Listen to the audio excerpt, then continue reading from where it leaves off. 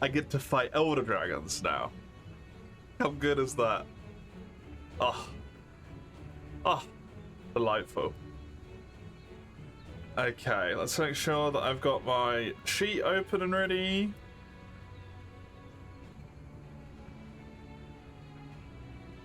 That is there. That's all good. Okay.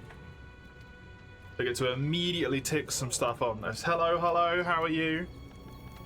Welcome. The Defender weapon, which shall never be used, is complete. It is green on the sheet. It is finished. Never to be touched again. There we go.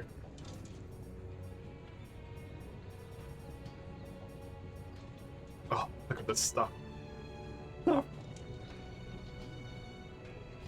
Finally doing 8-star quests. Finally doing 8-star quests. Nergi has already fallen. He fell yesterday, but the other elders fall today.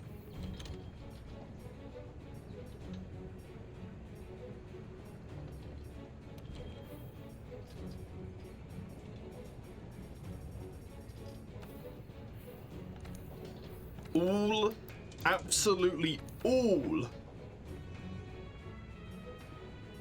of the remaining weapons for high rank are on my wish list now. Excluding Lunastra. Lunastra is the one exception to that, because Luna potentially doesn't unlock until post-game. I'm not exactly sure when it opens, so I thought it might be in HR8. It might not be till HR9 from what N10 said. I shall see. Can't wait for us to do Luna as soon as Multi is open. I'm not looking forward to that one. The later Luna weapons need items from 9-star quests. Yeah, they need the Xeno materials, but I don't know if you can do Luna before that point either. I don't know when you get the actual quest for her.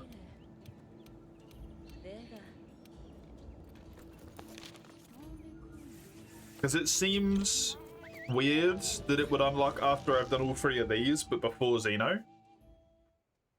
And I don't have the quest already. Maybe I have to do Tio specifically, because it's the Huntsman that gives it to you, right?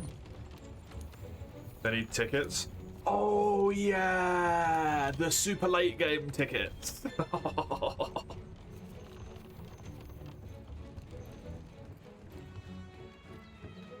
It is special investigation, yeah. But I think you get it from the Huntsman, right? He's the one that gives you the little blue marker before that you have to talk to him to get it from.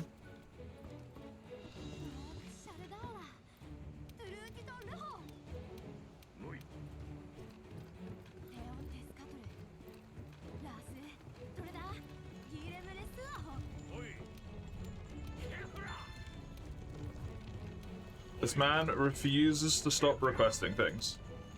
Please. Please stop. I have them. Take care. And stop wanting to talk to me.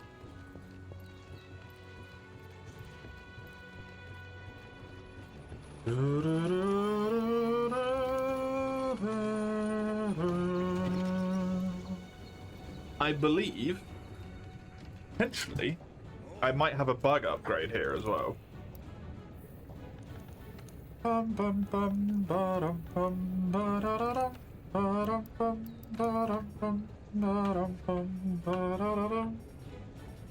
Any of the severing bugs of my choice.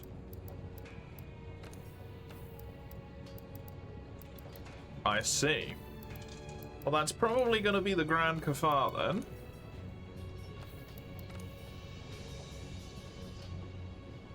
Because it's pretty bug. And also has shit tons of speed.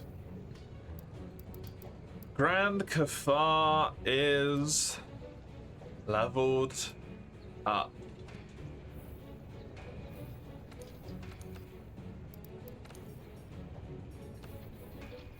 Kind of sucks, to be honest. You really want to turn the weapon for your build. It's also really unfortunate because it means that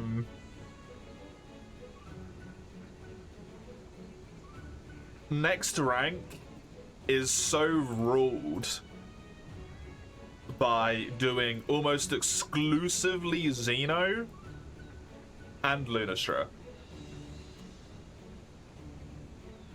But that's all there is. That's all I need, really.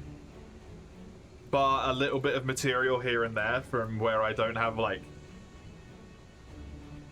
the Valhazak bits or something, right? It's gonna be just those two. They're useless, because by the time we get them, we'll be moving to Master Rank. Yup. And they're not even necessarily very good, as of their own right, either.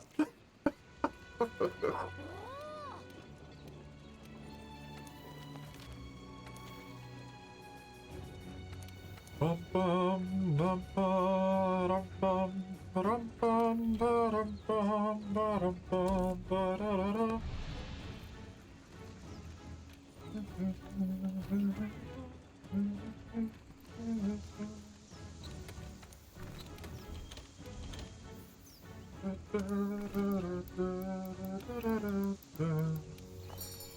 We bring combinable flash bombs for this one. I am not afraid to take advantage of the fact that in high rank they had not made the change to Kushala yet, and I will abuse the shit out of it.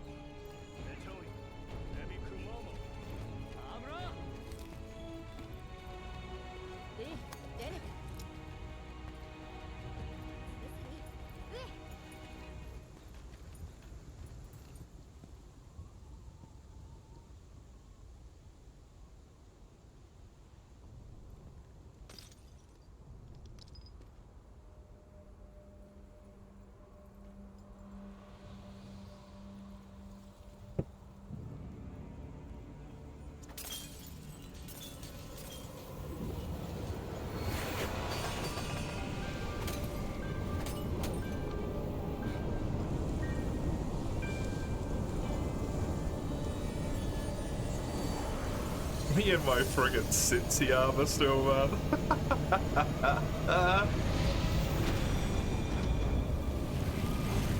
Fucking Elder Dragons.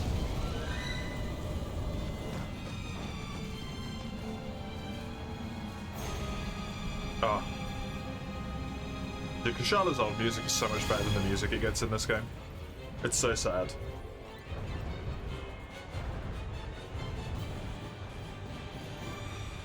Hey, Kush.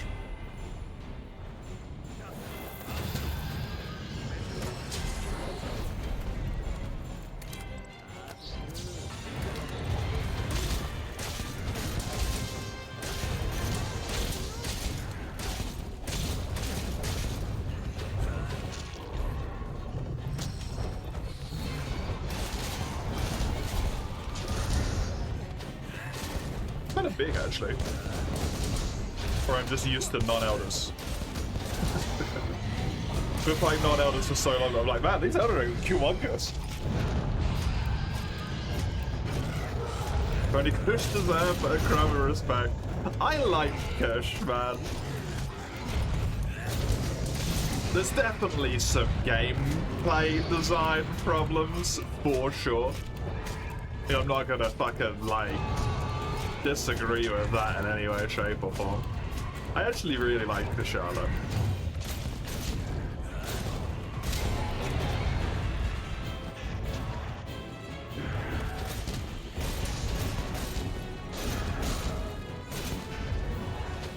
I love it thematically, the Elder Dragon of Wind.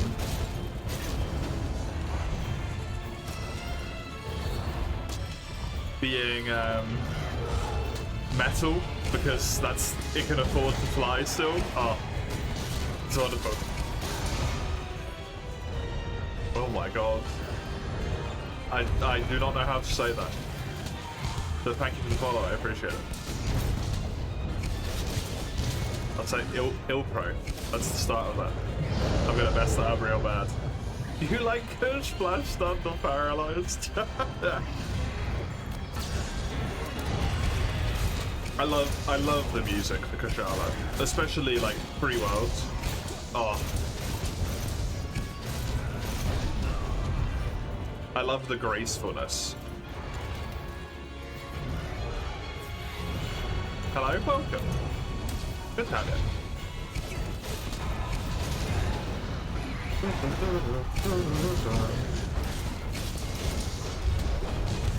I have a soft spot for monsters that have graceful music. Or are in of themselves like graceful in some way, shape or form. Kushala, Legiana, Valhazak has that little bit of calmness in its music track that feels very, very nice to me.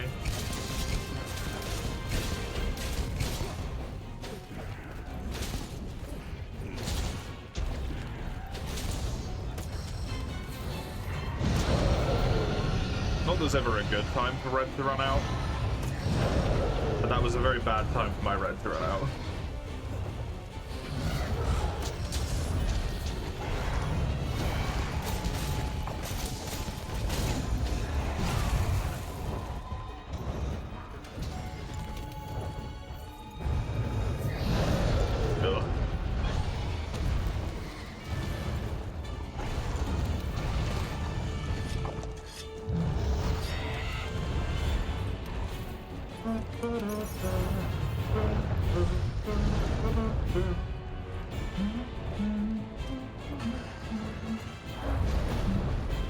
Oh, you landed immediately, huh?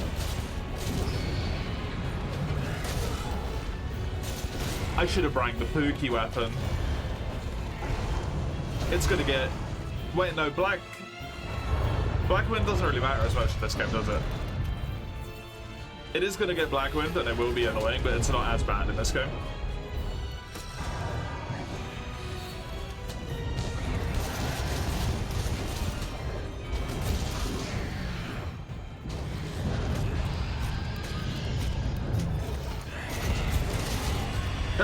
Hey!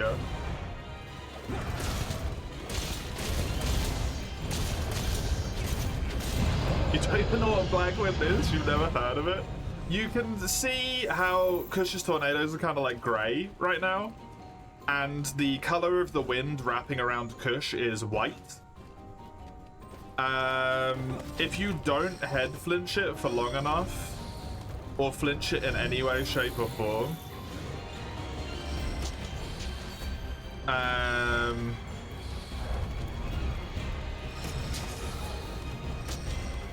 do I get frickin' white from you? Is it your bag legs? Where are you white at?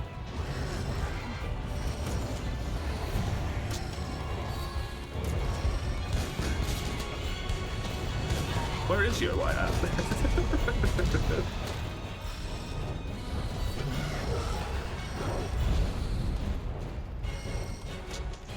It's the wings, okay. Yeah, it will go into Black Wind. All of its wind-based attacks do a lot more damage. It might only have it in Master Rank in this game, I'm not sure. And very specifically, the stagger threshold that exists on its wind barrier. You know, if you put your weapon away and walk up close to it, which I'll do here. Well, I need it to land, actually. Which is going to kill its wind barrier. The stagger thresholds on its wind barrier become way higher. Like, for the most part, when it's got white wind up, as long as you're in a move, you're relatively fine from its stagger effects. If it's in Black Wind, you stagger.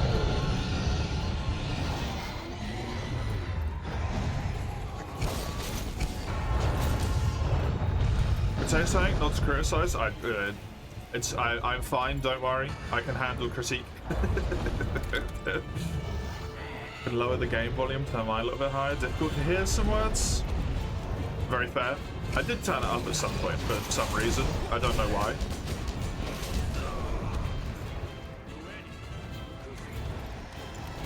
I can see it is peaking up at the top end sometimes, especially when I'm doing like attacks and stuff. So it is a good point. Let me do... Oh god, you can't move. Never mind. Not let me do that there. Come with me, Kushala. I need you to go on the floor for a second. Come hither.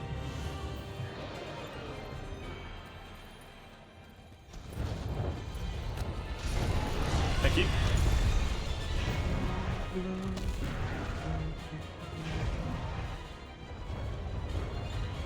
I've only done that a titch, but hopefully that makes enough of a difference.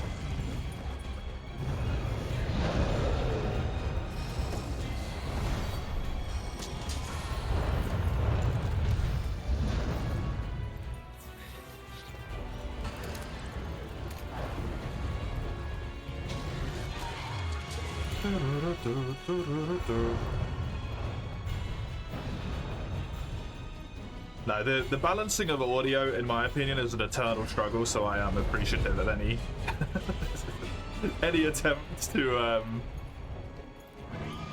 try and adjust it to a more appreciable level.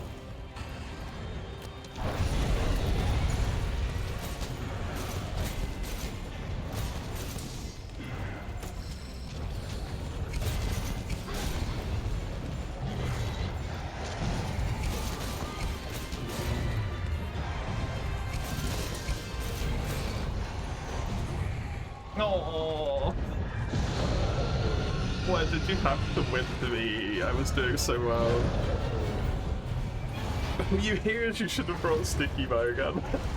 It's a claim only round.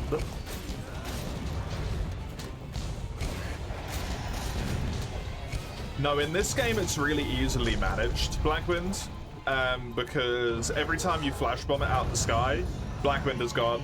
Every time you head flinch it, Blackwind is gone. If you get a mount, Blackwind is gone.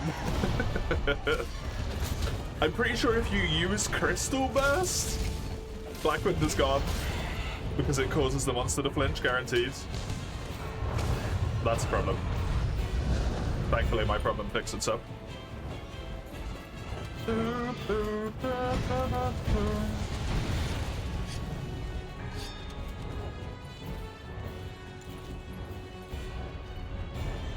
This is not my first playthrough? No. I have, I think nearly 2,000 hours in this game.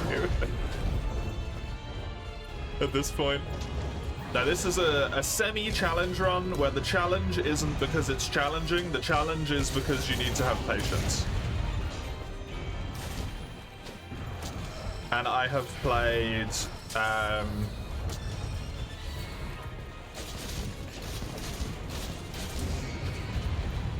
at least the ultimate versions of all of the Monster Hunters since Freedom Unite.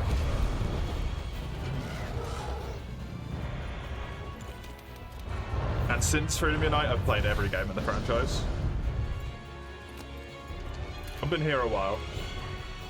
I've been here a wee bit.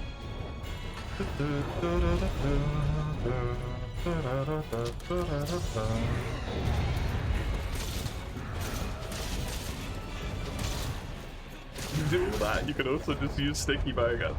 Sticky Bowgun's the boring way out though. Hello Raka, welcome. Good to have you. How you doing? Pleasure to see you as always.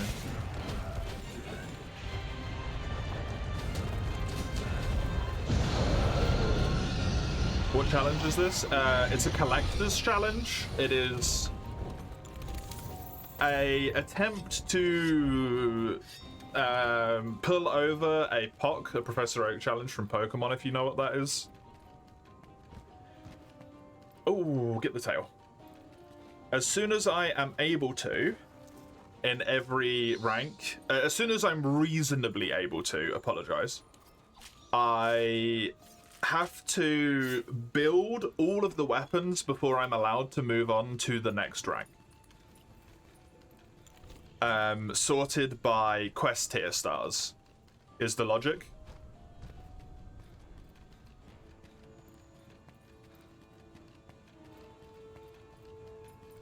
So Frostfang Barioth is a good example that I like to go with here. Frostfang Barioth has an insect glaive. You can't get it until master rank, right? It's a straight forge weapon. You can just build that shit straight out. But because it has a normal forge path, I have to build the iron weapon, upgrade the iron weapon into the Sitsi weapon or whatever it is. I think into Kulu, into Sitsi, into Legiana. I have to take the Legiana path all the way to master rank until it becomes Barioth instead, and then hold it at Barioth 1 until I can upgrade it into Frostfang Barioth. For every available insect glaive weapon, all of them. Not including Behemoth, because Behemoth can suck a fat one. And not including event weaponry, because usually event weaponry is just like, do this one quest, get arbitrary ticket, build weapon.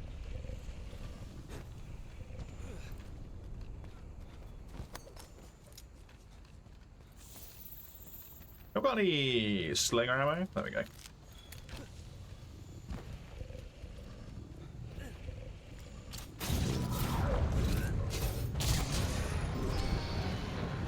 Frostfang is also a side grade, so you need to do the entire tree twice. Correct.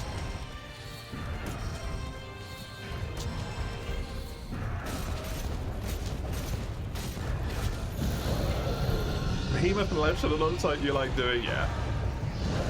I appreciate what they were going for when they did them. And I understand why they did it.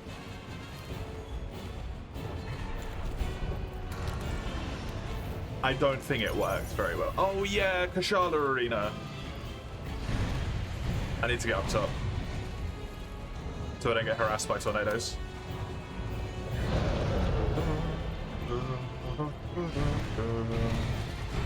It's the nest.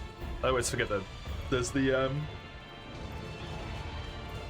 nest effects, whatever you want to call them. The layers.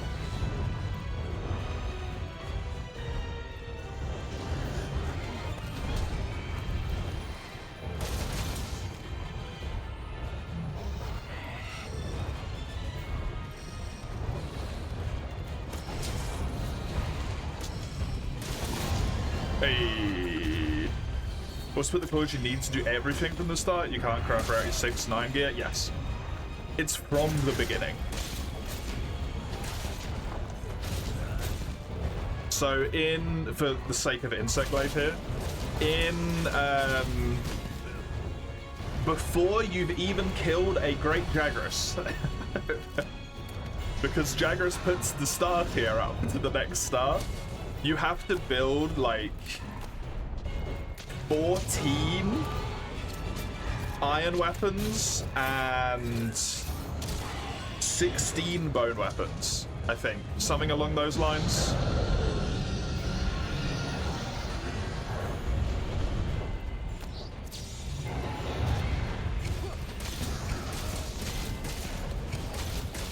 And then as you go through, you get more weapons available. For example, in the last rank, Deviljho becomes available for the first time, so I have to straight forge the Deviljho weapon because it has its own tree. And now that's something that I need to upgrade whenever it comes up in every single rank, right?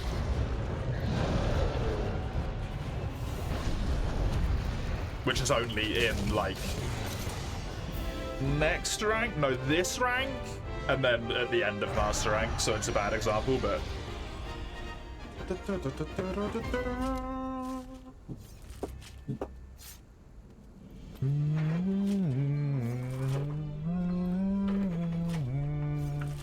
It might be 14. I was just trying to remember the numbers off the top of my head. You are probably correct. Oh, there is 16 bone weapons. 16 bone weapons and 14 iron weapons. The bone tree itself, Velkhana, Valhazak, Namiel, Anjanath, Fulgur, Anjanath, the water tree, because it doesn't have a specific thing, but it's kind of Duratonos, and then Korulpuki. Tigrex, Brute Tigrex, Diablos, Acidic Glavenus, Beotodus, Kadachi, Viper Kadachi, Odo, and Ebony Odo. I have a spreadsheet. If you want to look on, is it just Collector? My caps lock is on. Is it that? It is that.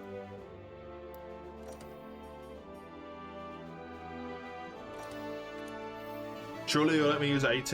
As soon as I'm past Xeno, you can use whatever the fuck you want, as long as it's high rank. As soon as I have done Xeno, you are unleashed in terms of high rank. You can use Luna, you can use AT, you can use whatever.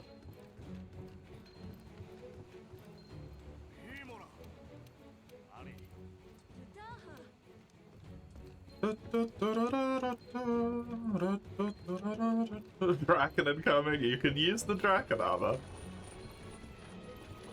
It's just gonna make me twitch a bit. How you doing, N10? Elder Dragons, N10. Elder Dragons. I'm not catching you, but I'm catching you.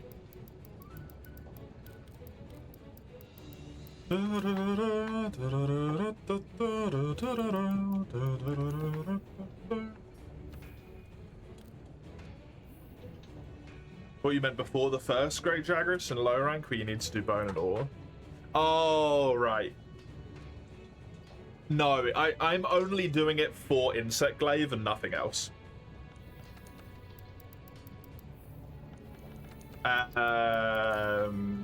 Ein, who is the person who is the first exposure I had to the idea of a Monster Hunter POC in general, and the person who has redeemed for me to do all of these things in the first place as well. The little shit.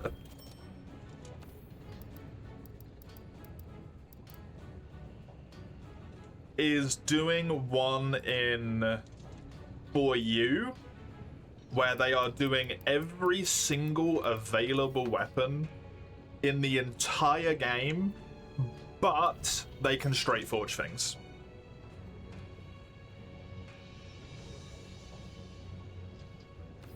So they don't have to build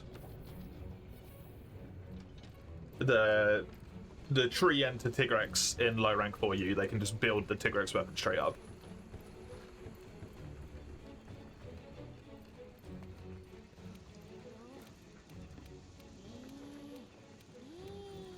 Because Ein is crazy.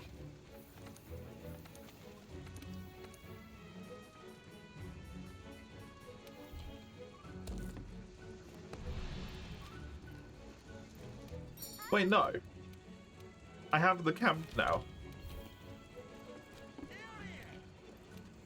I do weapon or just up? Only weapons. Otherwise it would take forever. It would take an infinite amount of time. It would never end.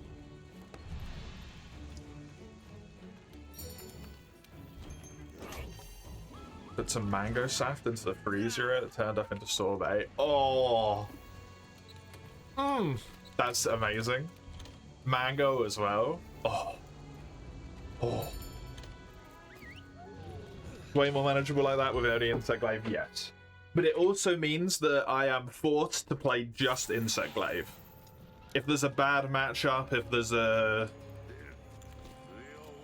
fight that's particularly a struggle for Insect Glaive for some reason, I have to learn how to do it, and I have to suck it up and put up with it. There's no other weapon options. They're actively disallowed.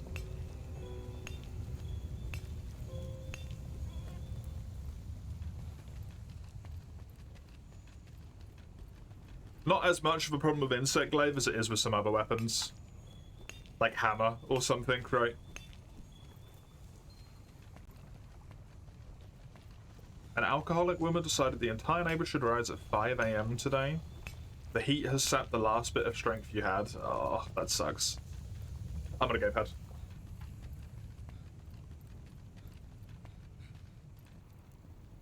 What time is it? For me, it is 2:30 right now. 14:30. You just gotta wait 9 hours for the call entered? Yeah. Do not remind you of your Hammer journey. Hammer has some rough matchups. But what you gotta remember as well, remember those good times where you're against like Rathian or Rathalos? Or Duratodos? And you are just pounding them into the fucking dirt and there is nothing they can do. They are fucked.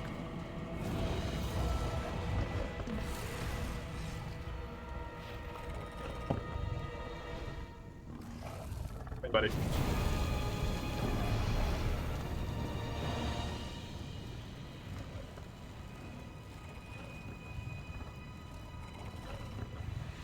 We're in the same time zone. I live in Sweden, but I'm from the UK, from England.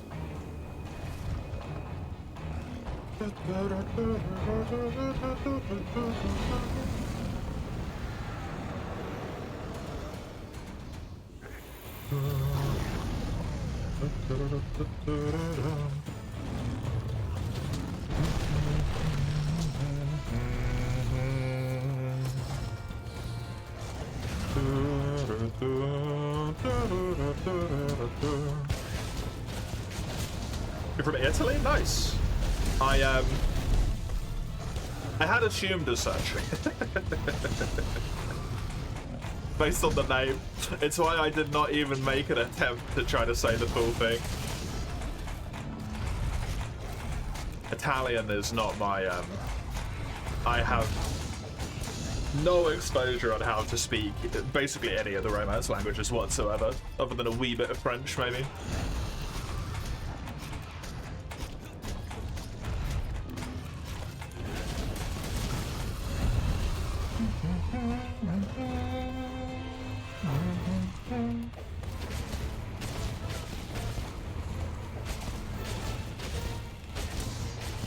Italy does seem nice, though. It is somewhere I would like to go at some point, at some day.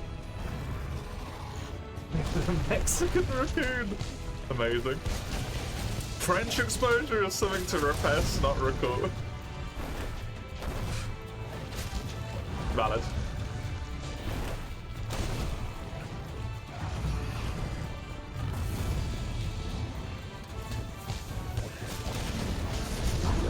I love how every country in Europe has beef with France.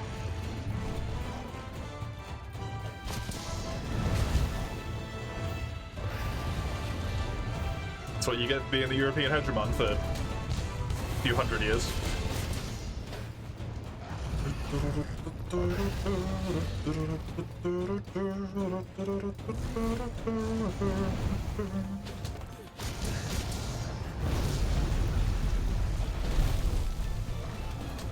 You don't know why? Your brother somewhere 10 years ago planned out and it's stuck.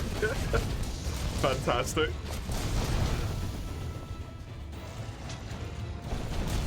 That's fantastic.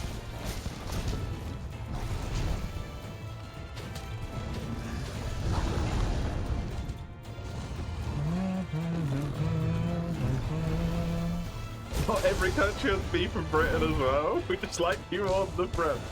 Wow. I've got beef with Britain, so I don't really care about that.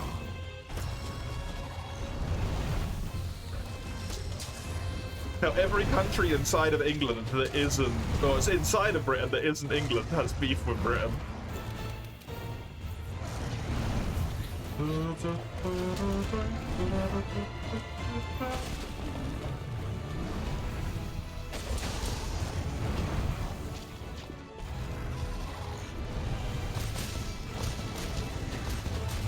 Other than maybe Wales. But even then, probably Wales.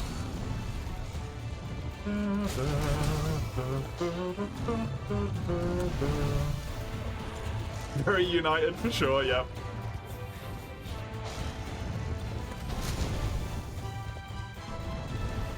Like it's called Great Britain instead of United Kingdom now. The kingdoms are not united. Insect my main. This is also a challenge because I'm using an abnormal weapon for me. Dual Blades is my main. Filthy Dual Blader. I just enjoy the bug stick and I wanted there to be an insect glaive in the collector's challenges that were redeemed. And the only game that, at the time of them being redeemed, at least, because, like, Rise was fresh new at that point.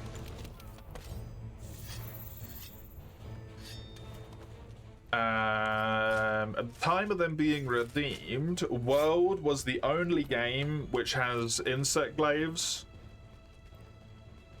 that you can build that are, like, acceptable. Pre-World insect glaives were bad.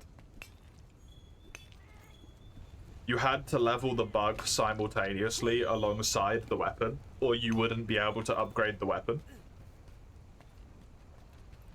And because part of this challenge is to build every single bug as well, it's not just the insect glaives. The insects are part of insect glaive, right? It's in the name. I have to build all the insects.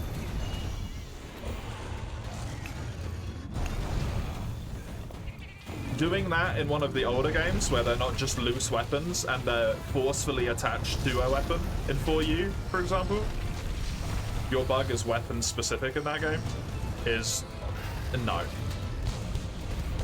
Just no.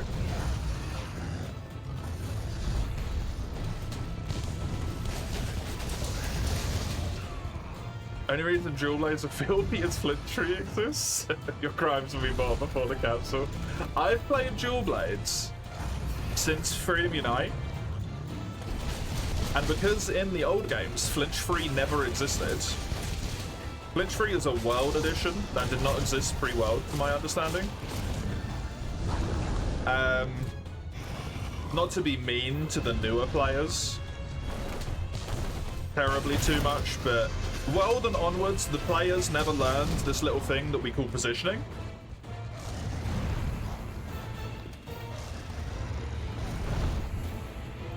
So I can understand, as the fast-hitting weapon that's able to flinch people a lot with some of its attacks, that I need to stay away from, like, the head, for example.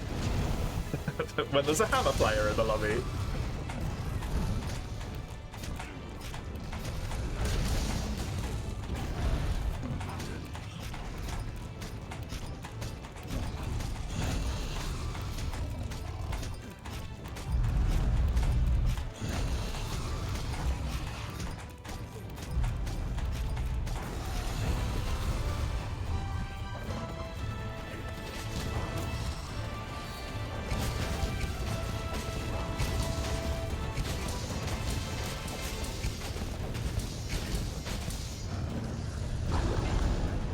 You're a bow guy, you evade until you run out of stamina, then once it ravages you. Every single stamina skill maxed on top of each other. That's the way to play bow. And then evasion. I agree. It's the but no, I actually really enjoy bow in this game. I don't really like it free world, but it's really fun here.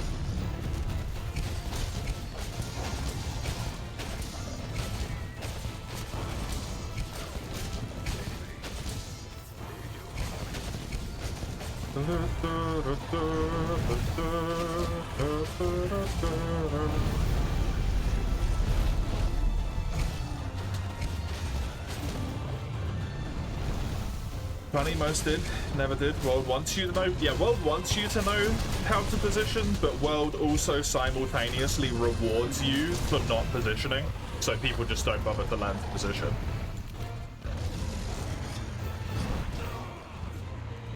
It rewards you for just unga bunga hit head all the time. Tell other person they're an idiot for not using flinch free.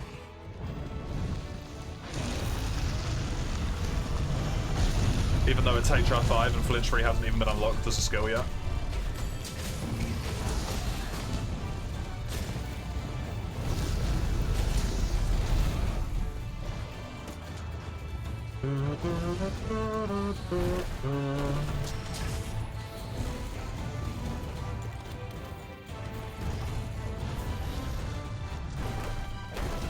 I jumped into it! I wanted to jump into the heel!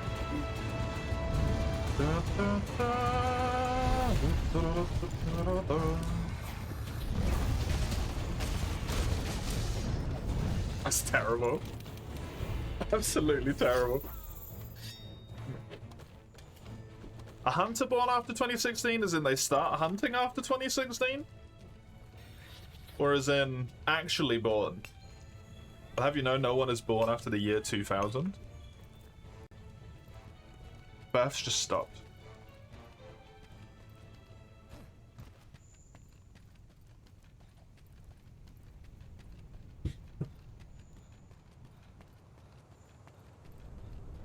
You are describing large parts of your gameplay.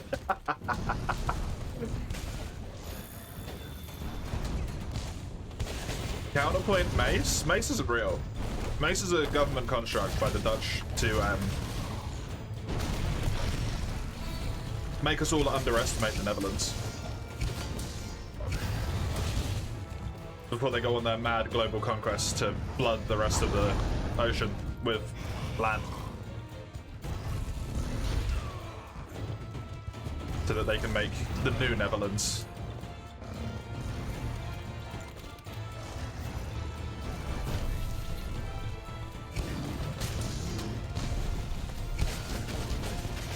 They never got over losing the Dutch East Indies, you know? That's why they still have racist Santa.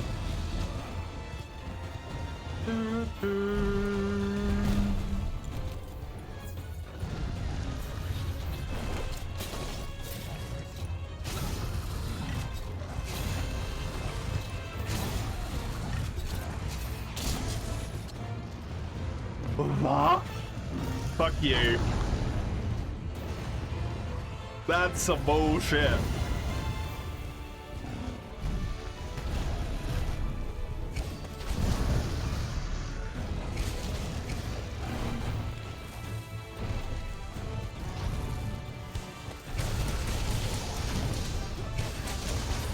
Hey, Mace.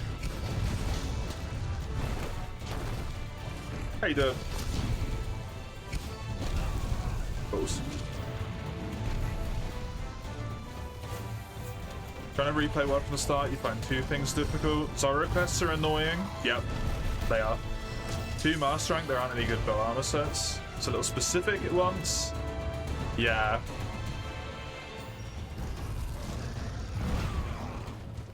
Yeah, it's always interesting when you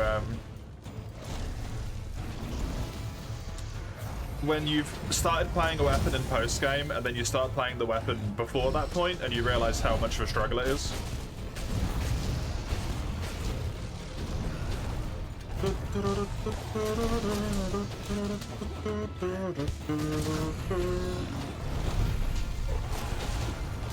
To actually like progress with the weapon rather than just play in the late game.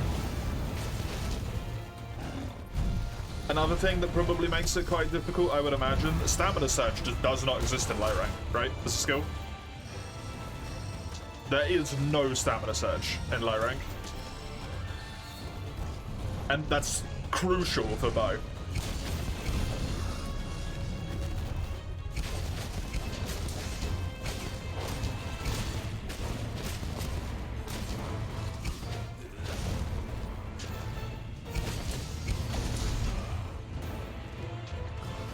Humans born after the year 2000? No, specifically Mace is a government plant.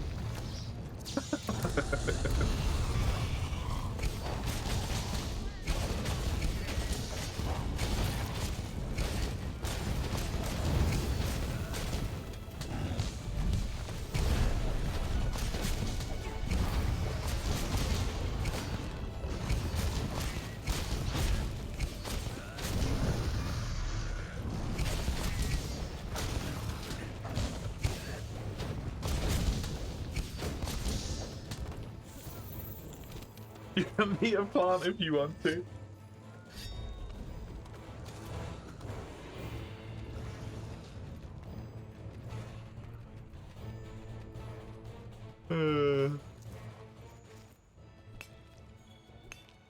Rafflos is saying you're playing on Athlete 1. How are you evade playing? Yeah, you have to be very careful.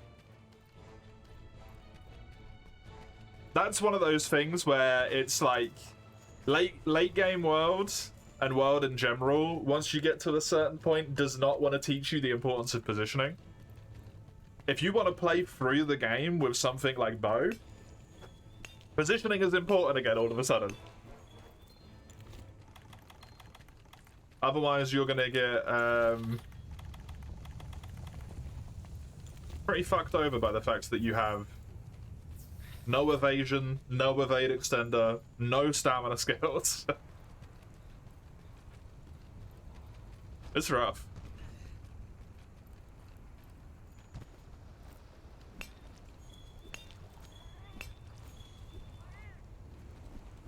You hate having to build around it, speed around and things like that, just to be an effective threat. Yeah, I understand it a lot. It's really shit when there's weapons like dual blades and longswords, which can basically just take whatever skills they want because skills are not relevant for the weapon to be able to function at all. As opposed to things, even like Greatsword, it needs one skill, it just needs focus, that's it. Maybe Quick Sheath. And then it just has a lot of things that are good for it. And then you compare it to like Lance or Gun Lance, you need guard or evasion. Otherwise you're having a miserable fucking time. Like there's no choice. You gotta pick one of the two.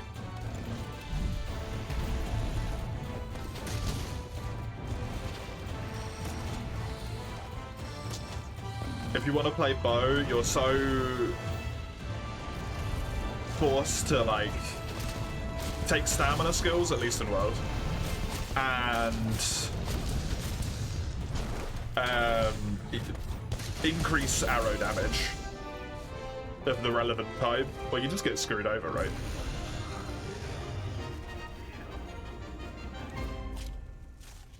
And then it's like her dual blader, just doing whatever the fuck they want. They don't have any skill requirement at all, in more ways than one. And they output silly damage without having to care about it.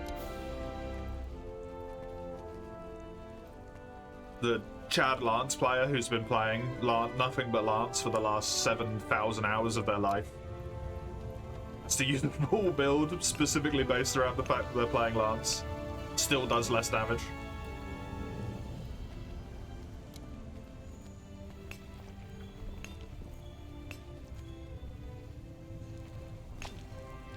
Longsword doesn't even need Quick Sheath, really. To be honest. Also, in World, at least in my opinion, as someone who's played a good chunk of Dual Blades in World, if you're a good Dual Blades player in World, you do not need stamina skills. At all.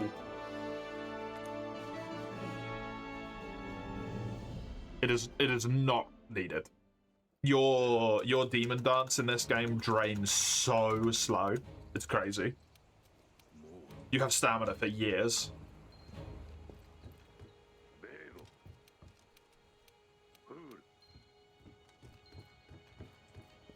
It's genuinely ridiculous.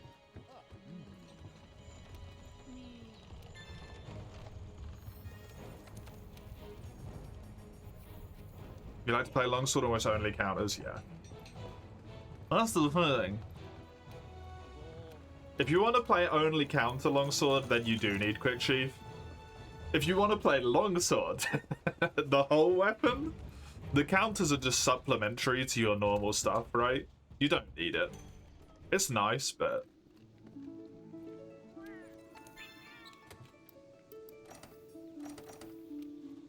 that's not how people play the weapon. People do not play the weapon as a whole in World. I mean, in any of the games, really, people don't play the weapon as a whole. People just play, like, a specific part of the weapon. Switch Axe is just ZSD spam. There is nothing else to that weapon. Sword and Shield is just perfect rush, right? Sure, there's more examples.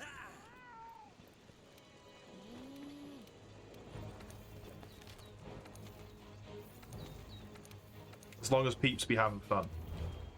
That's the important bit. I'm gonna use my ticket on Val Hazak. Because getting the fangs from Val is fucking miserable. And I need so many of them. Hey Dawn, how's it going? The more moves they add, the more the focus shifts to a small section. Yeah. Weird that, eh?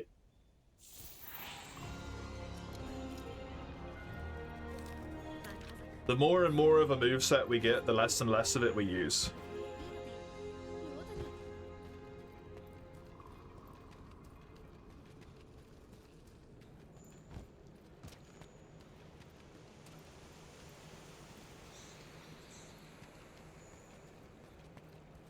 I understand in some cases, like Insect Glaive, for example, I just remembered, and I constantly forget that you can do this to charge your Kinsect. Stuff like that, I understand it when people miss, right?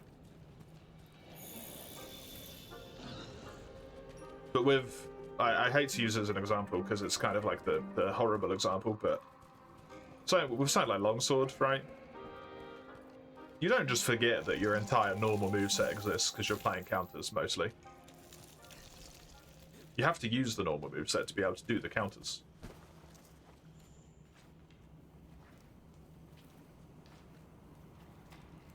Same with, like, Perfect Rush, Sword and Shield. That's a better example. The only thing you really need for Perfect Rush is... to back hop. The rest of the moveset is irrelevant. It's just back hop, Perfect Rush, right?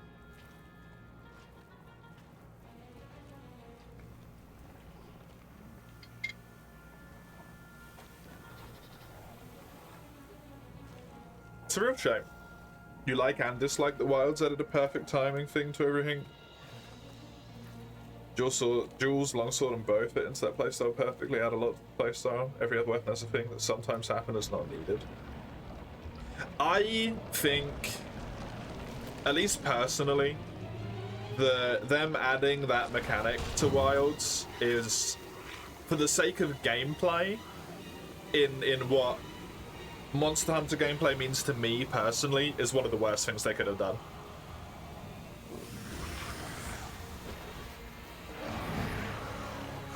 For me, and it's maybe a bit of a hangover from the fact that I've been playing the older games a lot, and I've played the older games for a longer time, right?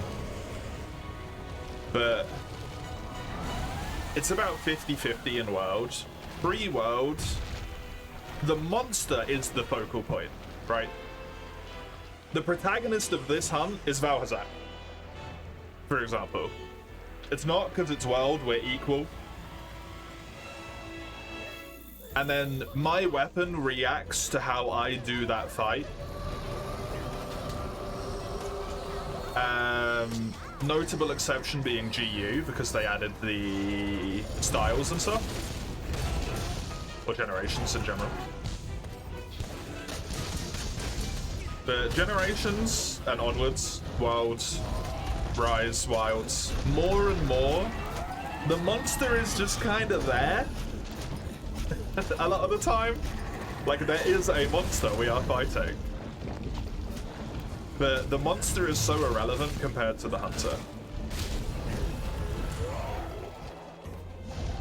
Because they're not the focal point anymore, it's the fact that the hunter can do, you know, super duper flippy.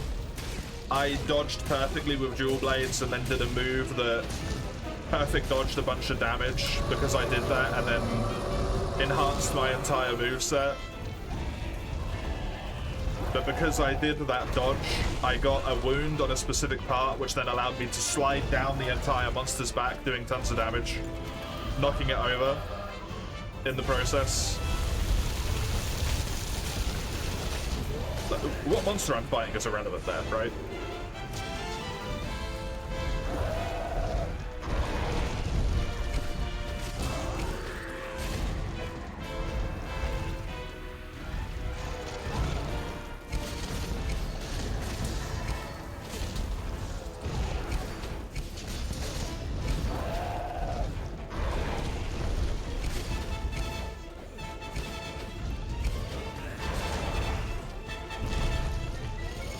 I think one of the only weapons that really keeps that around is maybe Greatsword and Hammer. Because they're so positionally important on head snipes. I forgot Oblivion resistance. Of course I did.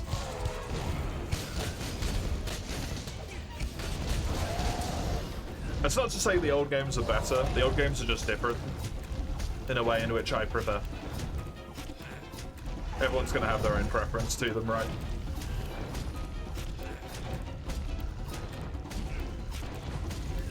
But it makes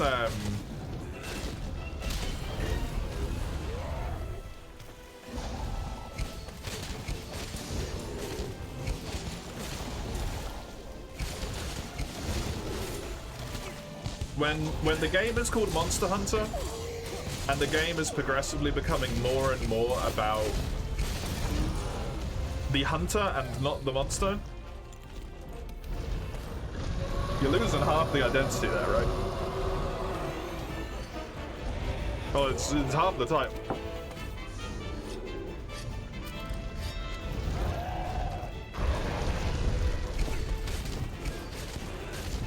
It's a shame. It's a real shame.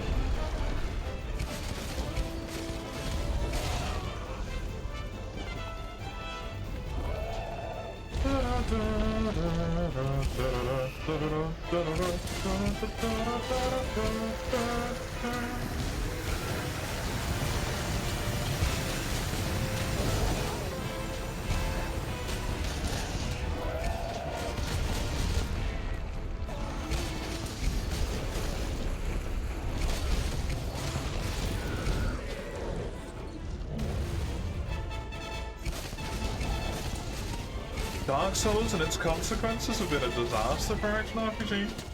Why say Dark Souls specifically in that regard? Capens? I'm intrigued. Elaborate, please.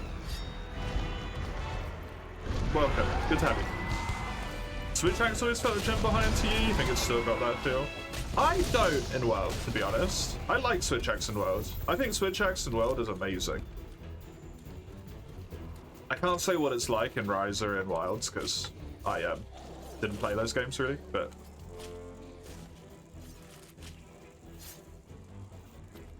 why do I hone in on the Rathalos Glaive? It's the best sharpness and best raw damage that I currently have available, and I can't be asked to keep switching my glaive. So I just prioed raw damage and sharpness.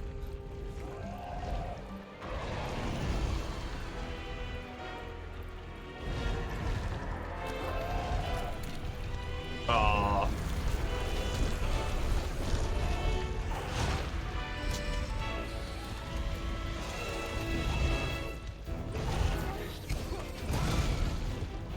Can agree with that. Problem is if you add nothing as well, before or after, people are going to start finding it also repetitive. A game like this with farm and repeat is key starts to be annoying. Constantly adding things to Hunter and now monsters there being changed. Carnage freely, it's hard to keep things balanced. It's definitely hard to keep things balanced.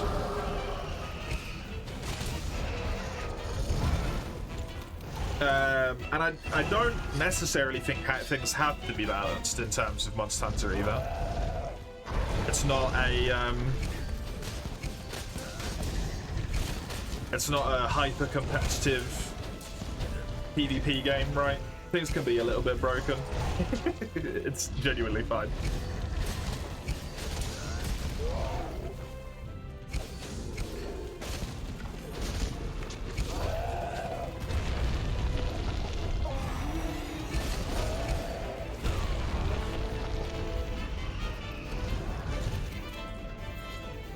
I think the problem is if you want to keep in a degree of balance and you want the monsters to keep up to the point where hunters are currently at, the issue is monsters have to cheat. As if Wilds being the most modern monster in the game, not anything against Wilds in particular. Hell, Rise is a better example, right? The monsters are so behind the power curve. For them to be able to keep up with hunters, they have to move at either a speed that you cannot humanly react to, or they have to one-shot you if you make a mistake. Otherwise, you just don't die.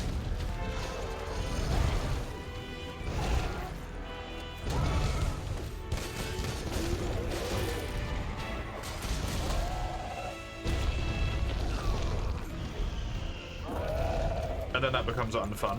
So like hunters need to be toned back a bit, but they're never going to do it now. Because the games are spectacle fighters at this point, they're not.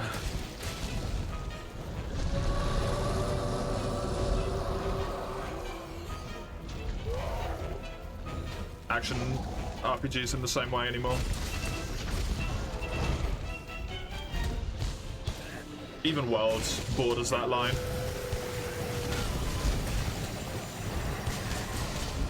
As much as I love this game to death.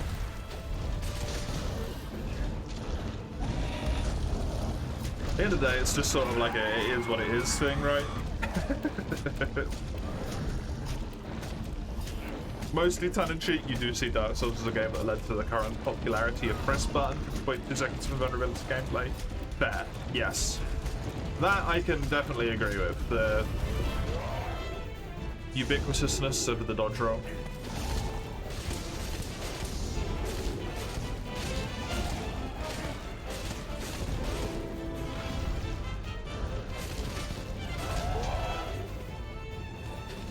And its increased popularity is definitely a result of Dark Souls.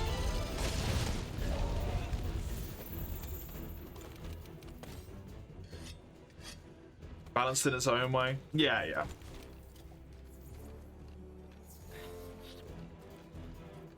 At least for me, and it's hard to say, right? Because you kind of truly have to get the opinion of someone who's never really played. You have to get the opinion of someone who knows how to play games and has played games before, but has not played a Monster Hunter title specifically before, to be able to truly get like an unbiased judgment, which isn't the easiest thing to find, necessarily.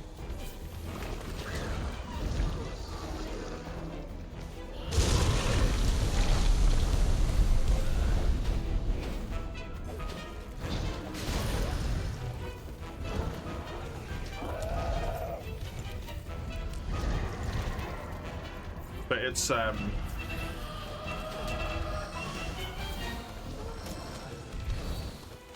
I don't think it's necessarily a bad thing either, which people just automatically assume that it is when you say the word easier. But I think it is undeniable that the games are significantly easier now.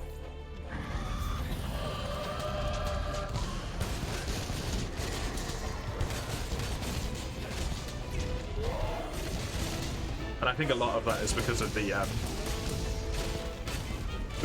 increase to hunter power, right?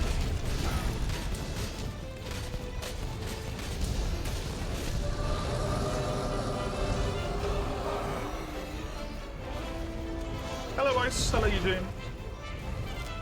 You went climbing again.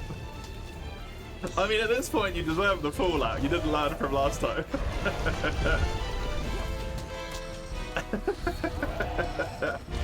Congratulations on living.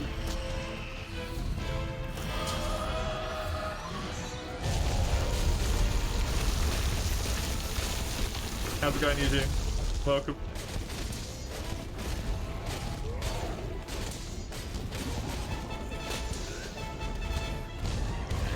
Just a discussion in general about the more modern Monster Hunter becomes, the more the games are becoming not about the monsters and about the hunter.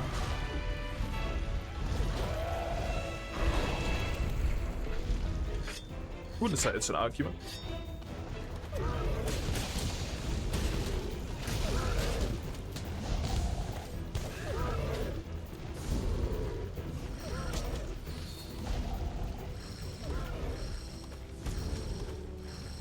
And how that bleeds over into other aspects of the game design as well. We can agree it differs from that. That's true.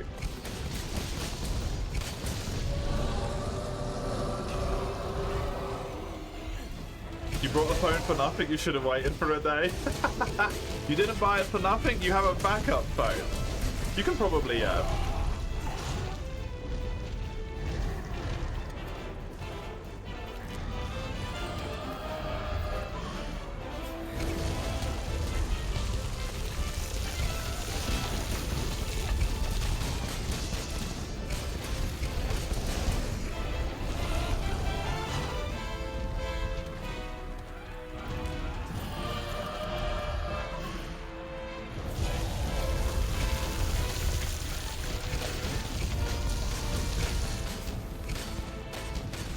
You could probably take it back though, right? Get it refunded. I'm glad you got your phone back though. That's really good. That's really, really good.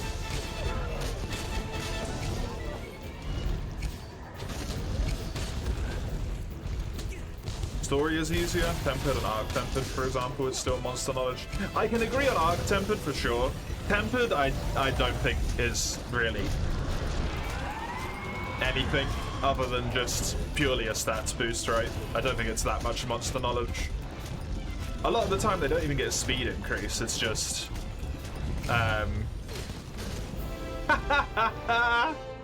nice. Good kill. Good kill! It's just more health, more damage, that's it. Like that's not good difficulty, right? That's lazy. Just boosting the damage stat.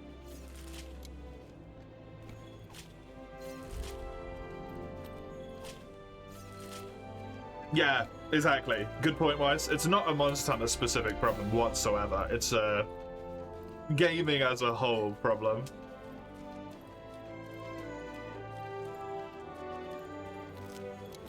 The difficulty is becoming less and less about skill expression and more about arbitrary number.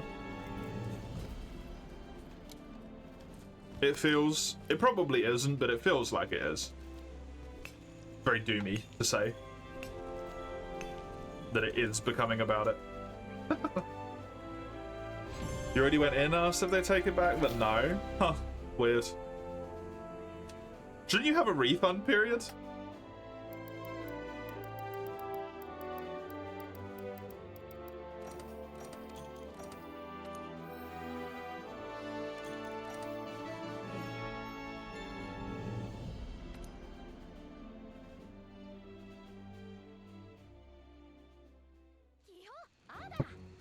A-Star is just Elder Dragons that are new? Yeah, it's just these 4 Elder Dragons. That's it.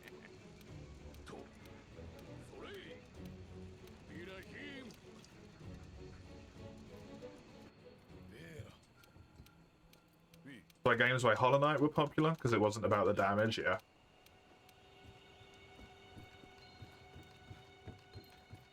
Precisely. Kirin denial? Oh shit, do you get Kirin in this rank? Sweet! Also Kirin. For some reason I didn't think Kirin was until post-game. I think it's because I'm thinking of the Hunter rank 50 Kirin. That's what's stuck in my head, rather than like normal Kirin. Who cares about Kirin though? Unfortunately me.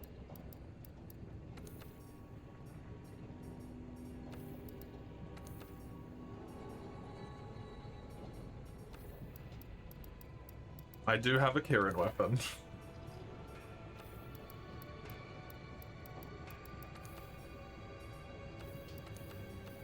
Oh my god, these weapons are going to be high rank done. Oh. Yes. It's so good. Da, da, da, da.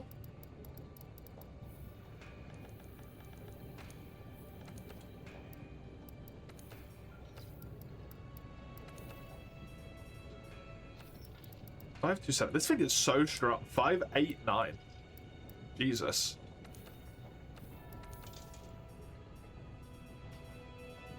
That thing be chonky.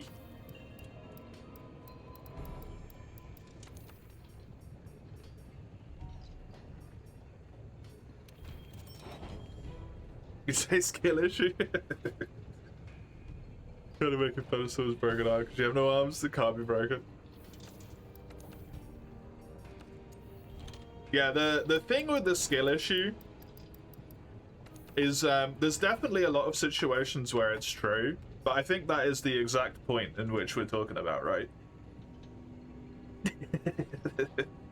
There isn't a skill issue because the point is that there isn't a skill expression in a lot of scenarios. There is like a required underlying level of endurance that's required. Skill isn't actually something that you have to put on display. What you have to put on display is your endurance to manage to keep going in the same fight for 10 minutes without ever being hit because you get one shot. That's not like skill in the same way. A 5-minute fight that is more mechanically intricate and demands that you do a higher level of gameplay is better skill expression than 20 minutes of like endurance, right? Of just playing like disgustingly safe, making sure you never get hit at any point and that sort of stuff. It doesn't reduce the fact that it has its skill of its own required, but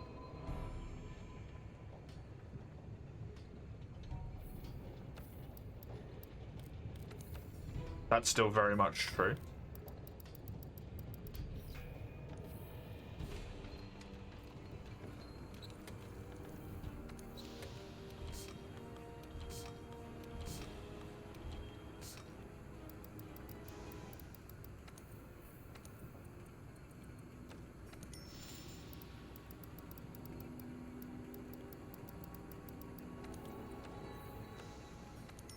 It's more impressive to see someone killing Fatalis in World than it is to see someone fighting Great Jagras for 2 hours. It's a ludicrous example.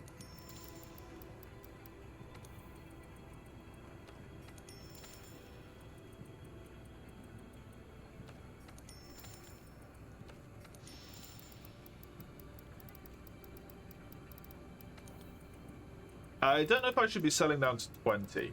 I probably can for the low rank materials. High rank materials, I probably don't want to go below 30.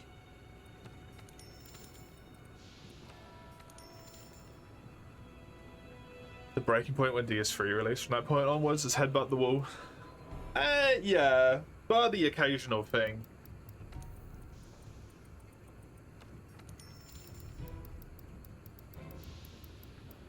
I must be truly, like, honest and say that I feel like at a certain point, I don't know when it was, I kind of just pieced out of playing a lot of games in general.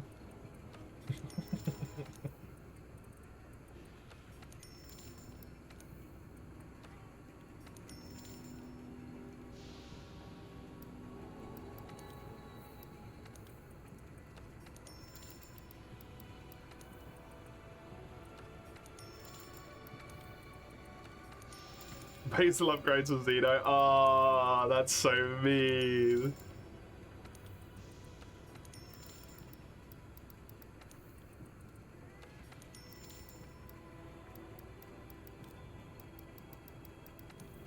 I think we are too easily swept up in being able to make like sweeping statements as well, right? It's easy to say like, oh, it's this point where it all went to shit. There is just like what feels like a slow degradation, for sure. I feel like when a lot of remasters and remakes started to come around as well, that felt very similar to me, of like, oh, we've just stopped caring at this point. It's been mechanically hard, yeah, not statistically. Yeah, exactly. Alatreon in World might be a better example. It's not necessarily, like, from a stats perspective, that difficult. As long as you can hit the elemental checks, which you will do if you're playing well. But mechanically, you do have to play well in that fight.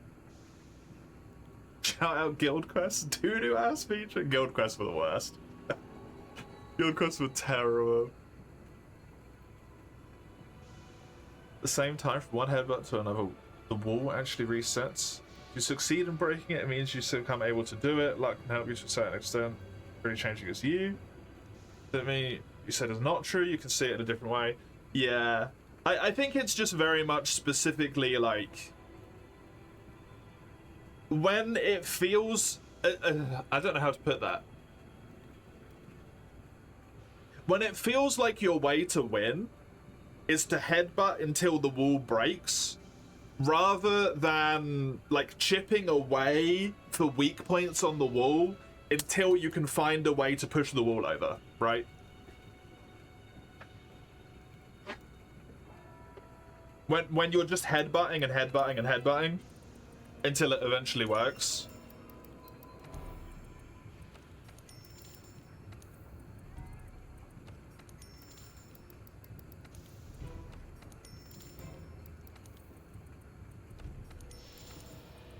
You're learning through that process for sure, and it's making your headbutts a little bit stronger.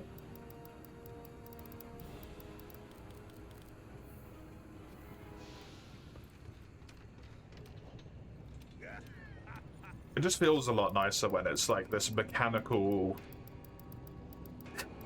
dismemberment. Sounds really fucked up, but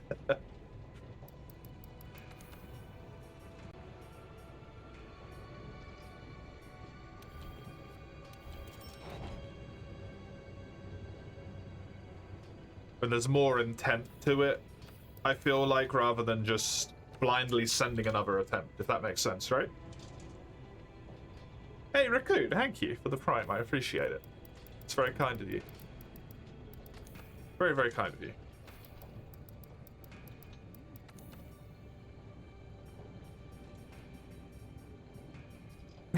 I hate the ads. The ads are annoying.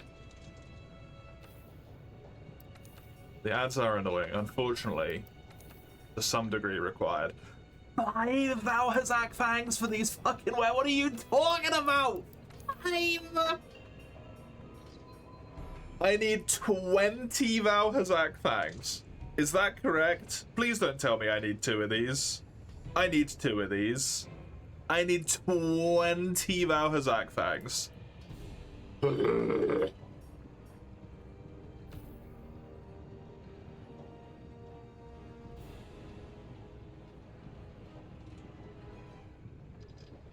The oldish games felt like a turn-based game where the monster deals damage, you deal damage. The point is learning when your turn is how to avoid monster damage. Not just parry this, parry that, cut your combo here to dash away. Yeah, I'm with you. And the important thing there is when the part of the learning...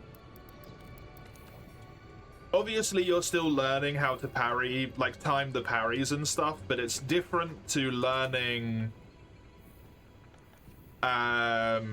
the dance rather than the brute force method. Learning the, oh, here's an opening, and then doing the fight with that opening in mind, getting a bit better at the fight, and being like, oh, actually, this move has an opening here as well, which I can take advantage of.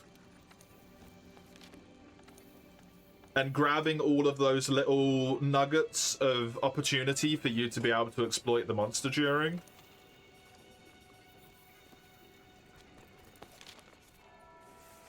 Is there not a Kirin quest? I'll just solo one afterwards, I guess.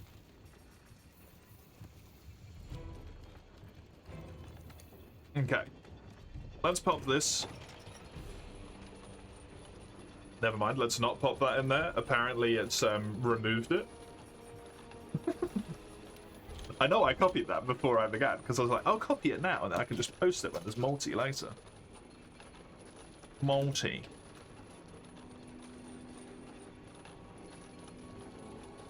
Honk. Kieran is tied to a side quest line? Oh, is it really? What's the side quest line?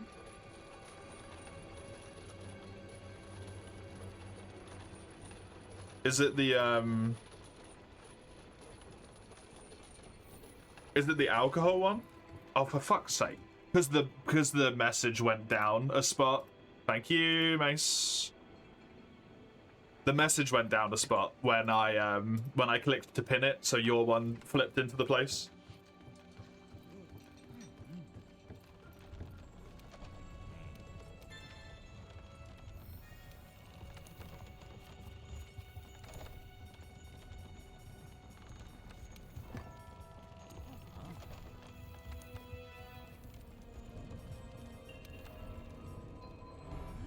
Okay, Kuliaku, Toby Kadachi, Odo, Sitsi.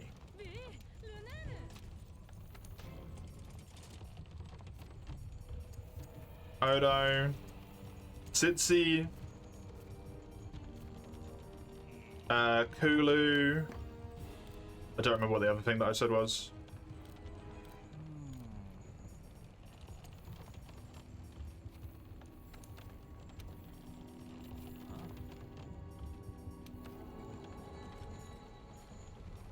Toby. Toby, Dodo. Don't have Valsac. Toby and Dodo. Toby, Dodo, Toby Dodo. Toby Dodo.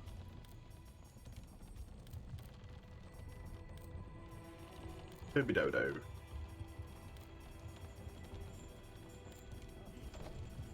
Toby. Do I not have a Dodo? I mean, I only need one title, so I can probably just do a normal hunt for him, to be fair, but... let's open this back up as well, so that I can actually look at this. Kuliaku, I need 2. Sitsi, I need 2.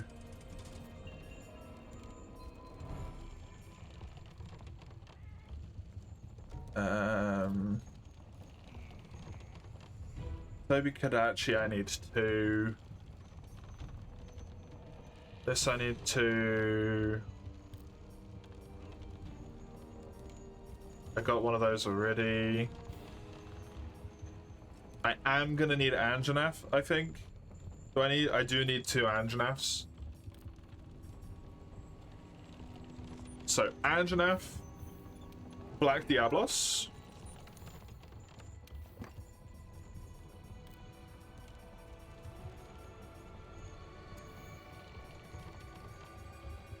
And I'll pop that one in there as well.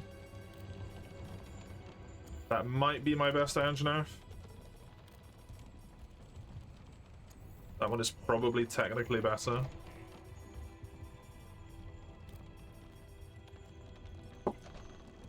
It's Harvest Box stuff? Is it? I've already got the Harvest Box maxed out though. Guard points are fun as fuck. I think guard points is the start of the end, to be honest. I think that's the problem. As soon as guard points became a thing and people enjoyed them, it was an excuse to add more parries all over the place.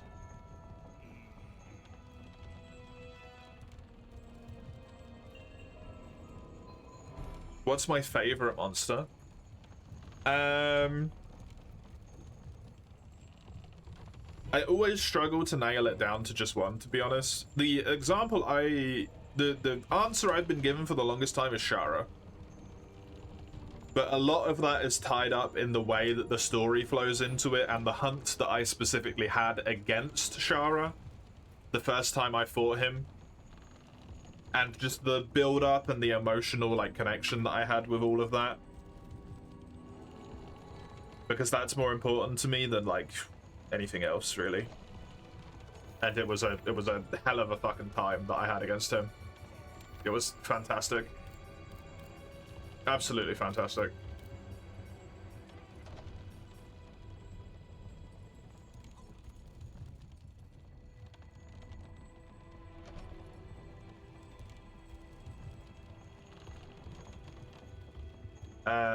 Duratodos Legiana.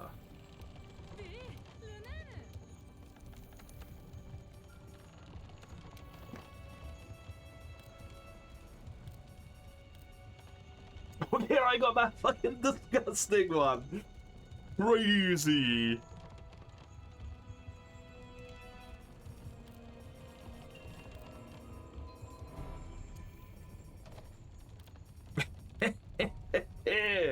I forgot about that. It was a bad idea to go hot milk. You don't feel like eating it. That's clever. Toga is a great example of head versus wall point, in your opinion. I feel like it has a great moveset. You never have to learn it because you can outlast it. Yeah. Yeah. You don't need to learn how to fight Toby because you can just beat the shit out of him. You don't need to learn his fight at all. I think that's honestly why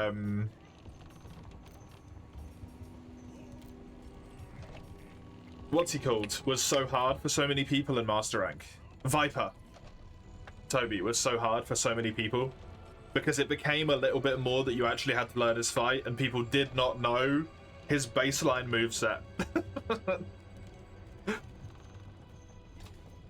Because they never learned how to fight Toby, so Viper was so difficult all of a sudden. It wasn't just learning the few extra moves that Viper has, it's learning the entire moveset all of a sudden. Duratodos is not a contender for my favorite monster. Event stuff, I typically say no for, Hollow. Because event stuff is typically busted fucking powerful compared to the rank in which you can get it.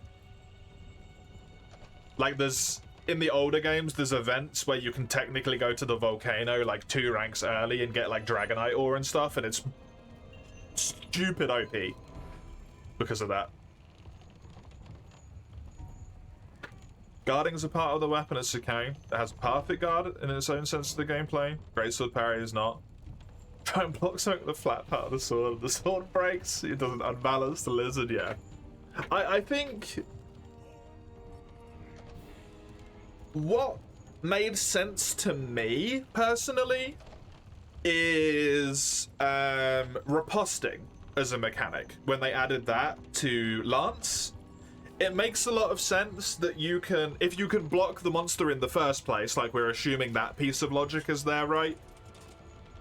That if you prepared yourself ahead of time, that you could block in a way that allows you to get a cheeky stab in as well, makes perfect sense to me.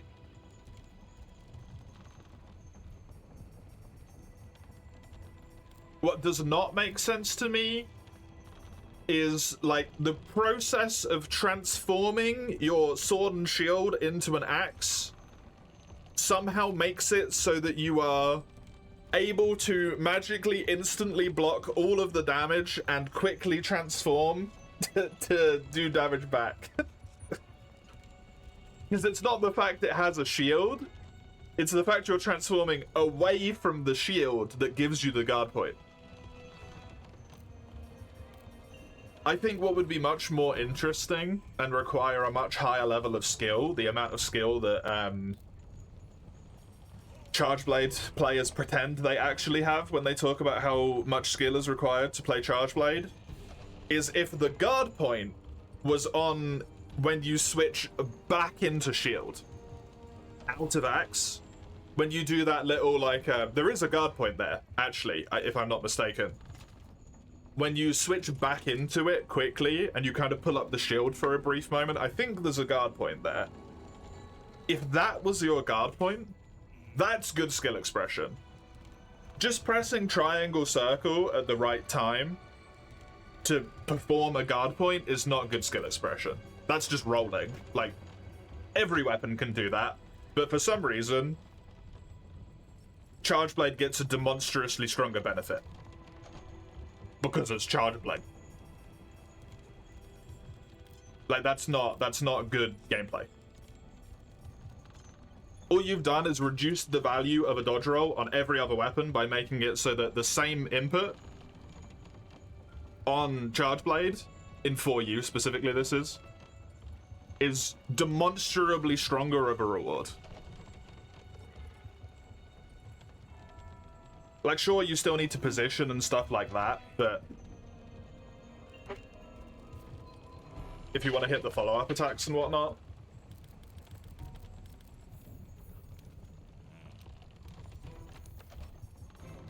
But I think that's the type of thing where you start running into problems from a balance perspective. Because it's not a case of making one weapon stronger, it's a case of making every other weapon weaker. And now everyone needs a similar thing to be able to get up to the same point where they're rewarded for doing a dodge. Rather than the reward being not taking damage and then also being in a good spot to be able to do damage of your own in return, it becomes you don't take damage and do damage back in the same instant.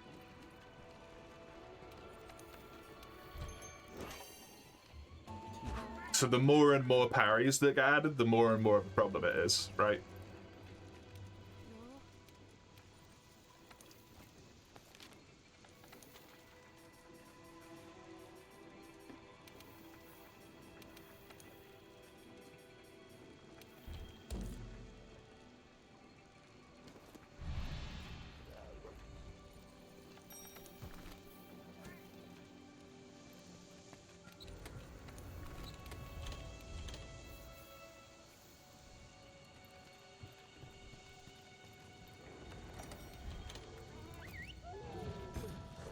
Well, you can make it isn't even too bad, so it just has to be one. True, true.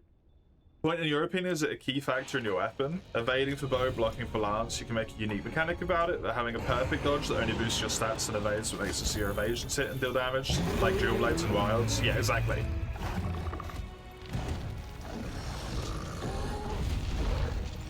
I don't think that there should be a reward for dodging beyond the fact that your reward is that you didn't take damage. And if you dodged well, you have put yourself into a positionally advantageous spot to be able to get back into doing damage to the monster quicker. That's the fucking reward. The reward is there already. Why make them more reward? That doesn't make any sense. The whole reward of Dual Blade, being like good at evasions with Dual Blades, is that your damage uptime shoots through the fucking roof if you're really good at evading with dualies.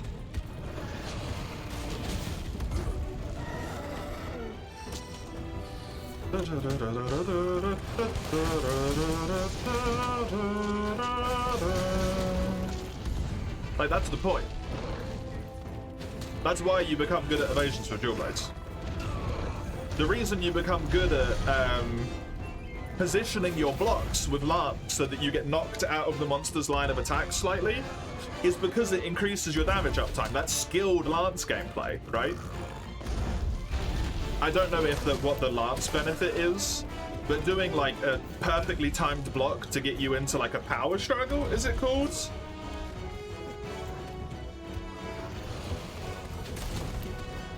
Like, there was already a reward for that. That was part of the gameplay. You've just changed the reward to be something flashier. And I don't like to use this term because it doesn't feel right, but it's a very brain rot way of rewarding people. Like, they can't see that they've been rewarded for the way that they're playing the game unless there's a big flashy effect that's like, blue, you perfect evaded with dual blades. Right? You did a really good block. Here's a big fucking animation.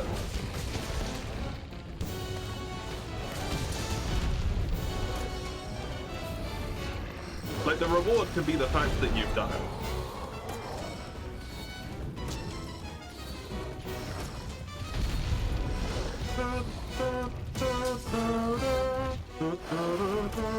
Where's my bread? Hey, you know. Welcome back, my dear. How you doing? You're early.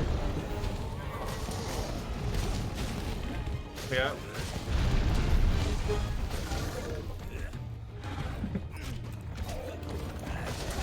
back into the negative again.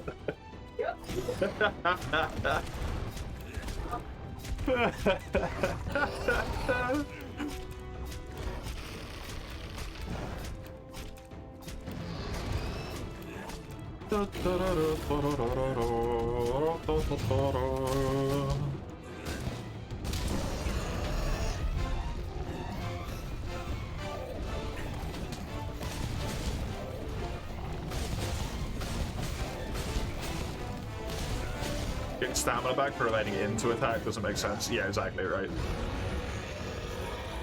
Oops.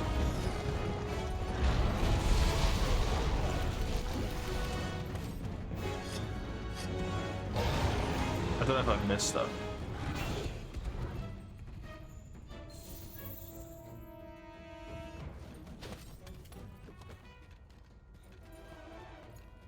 Would have been a reward for monster knowledge and reflexes. It's just okay, you did one good thing, now go forward and break things. Yeah.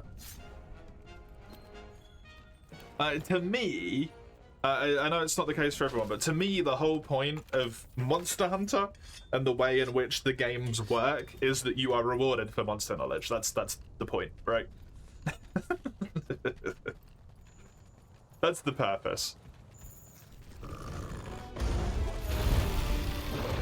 I think the games, the way that they're going, it's still fun for a certain group of people. That group of people isn't me, necessarily.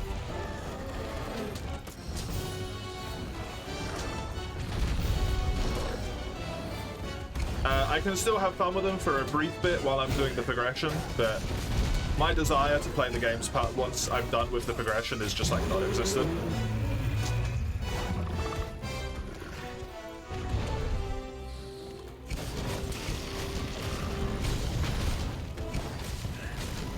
I also feel like there isn't cool stuff anymore, but I think that's just because title updates ruined it.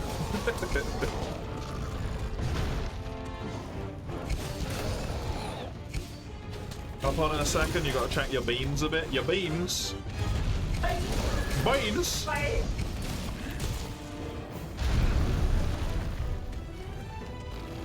It's not machine-ass game design. I mean, it feels like it a little bit, right?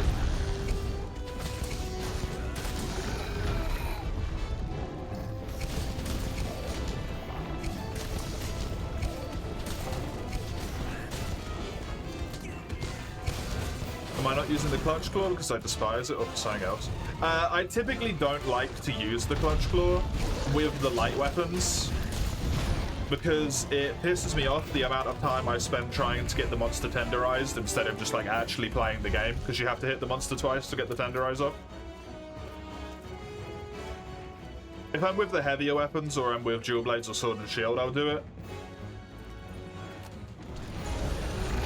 But I want to fight Nergi, right? I don't want to just attempt to tenderize Nergi for 5 minutes.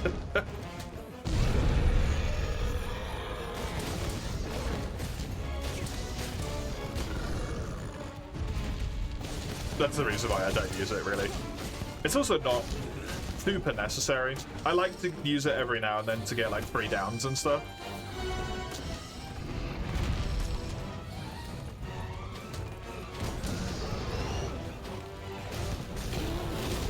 With the sling on monsters, but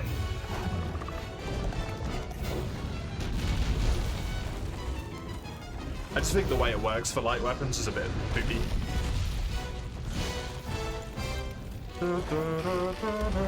The beans are simmering, good.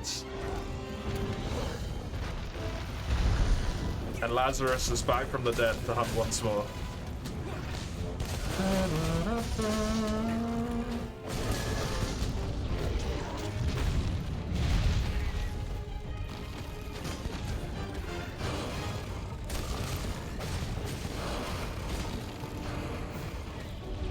Return to your roots with Gen 1.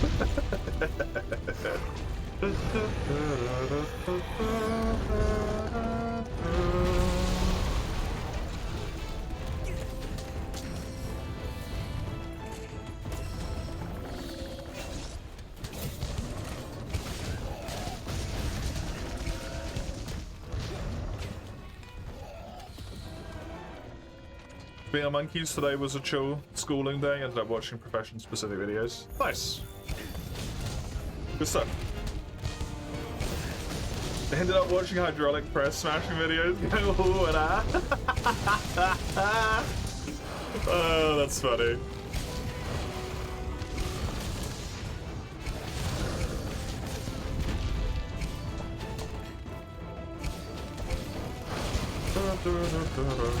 You don't really know how to fix insect glaive color thing. Don't like at the start of the battle running around shooting bows till you get the color. The fact the base on that you get various types of boosts is great. Wilds is so easy, you click random buttons, you get all three. Don't know how to fix it.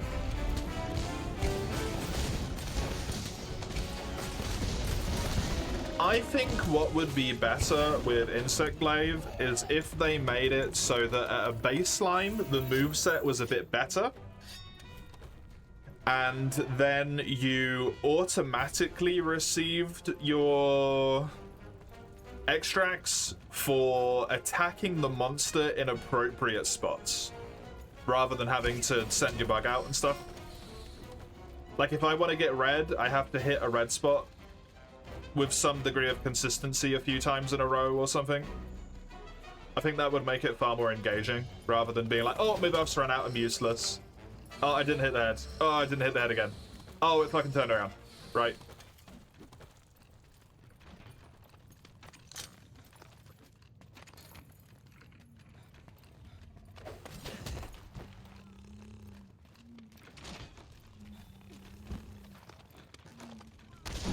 Oh, shit.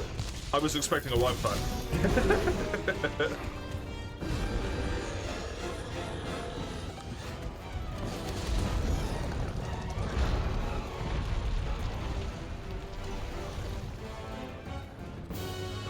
Oh, he didn't lose his stuff. He cheatsy doodles.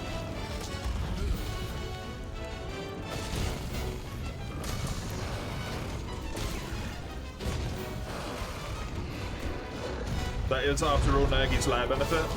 Sometimes he just cheats.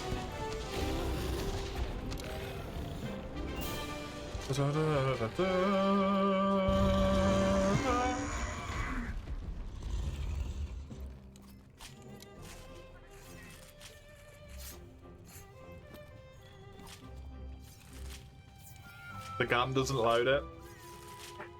That is what I expected as soon as you hit him with Spread Shot, but I'm so used to you doing specifically Figgy wake-ups that I was like, that's not a way. Oh shit!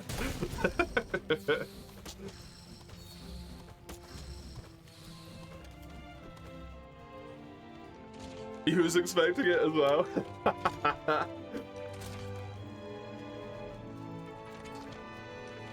Reality that you get colors hitting random spots for your bug out. You miss the skill bit, yeah.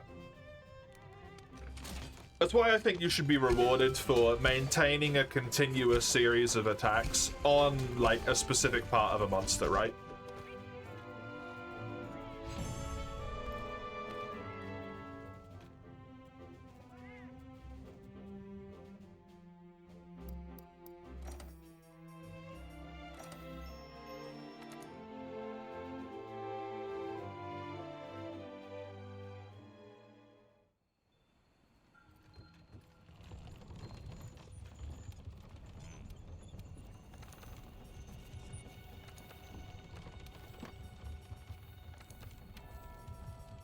I think Insect Glaive is kind of always just going to suffer from the fact that it's a weapon from a different time. Your quest then, Ten, if there's anything you need. Tyrannus, Water, Freeze. Okay. So that's something wrong. Yeah, I feel you on that one, to be honest. I understand.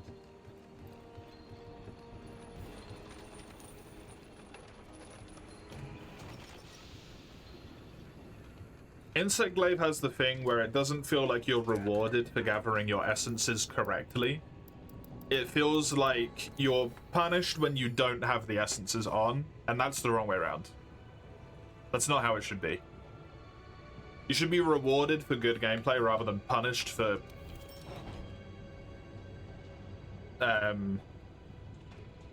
not good gameplay as such.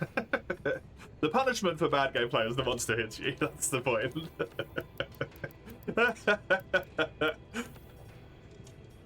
Gotta do your chores before you get to play the game. Exactly right.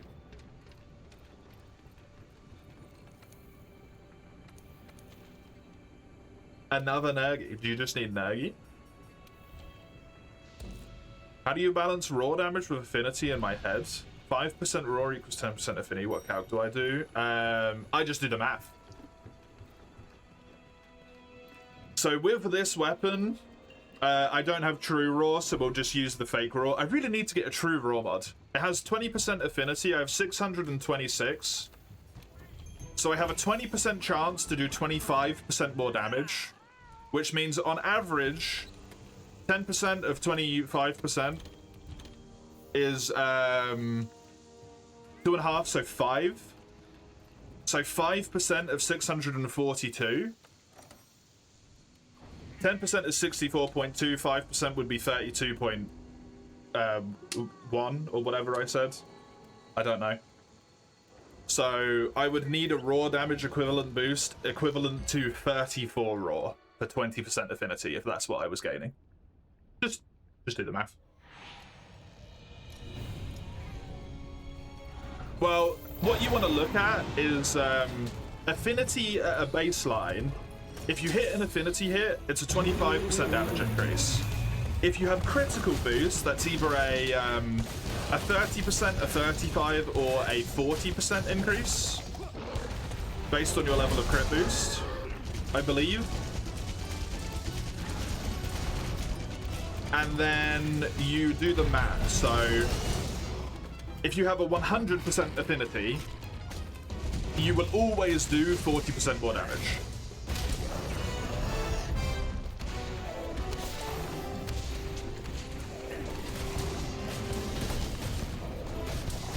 So if you're purely looking for like optimal damage output, that would be the math you would have to figure out, basically. Although what you're going to want on is a mod that gives you true damage numbers, if you don't know that that exists in Monster Hunter. If you look at the weapons in this game, they all have wildly different damage numbers, right? Greatsword hits in like it's true raw if you look at the weapon value is like 1,000 or something. The same weapon but in a sword and shield will do like 300 damage. Because of display values as opposed to true values.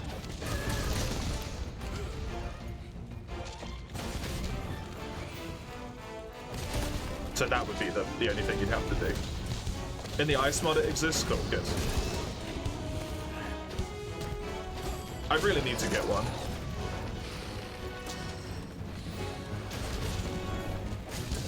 I really, really need to get one.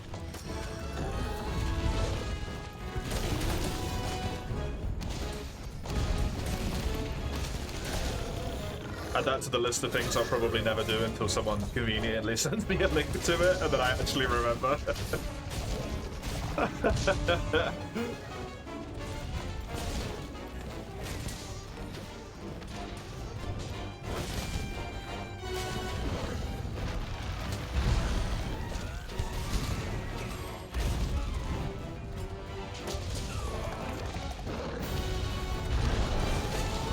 Ice mod is also on the challenge list. It is, yeah. Ice mod, charge blade collectors. And then there is an ice mod, play weapons that aren't charge blade.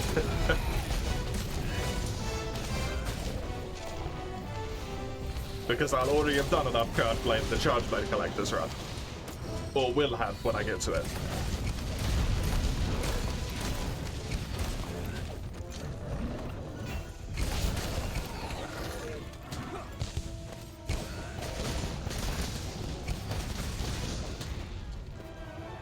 This guy needs more life. Nergi is such a pushover, it's a joke.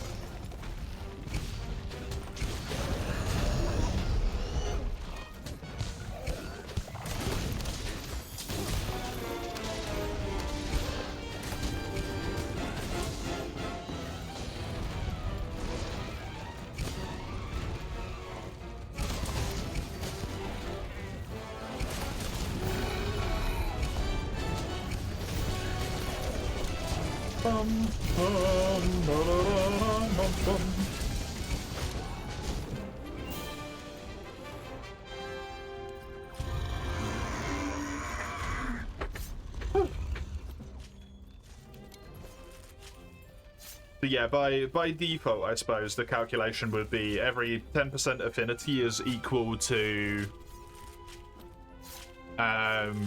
whatever 2.5% of your current raw value is. So the better your weapons are, the more valuable affinity becomes over raw boosts. But raw boosts might also factor into affinity damage. I don't know how that works, because I think raw damage boost applies before affinity applies.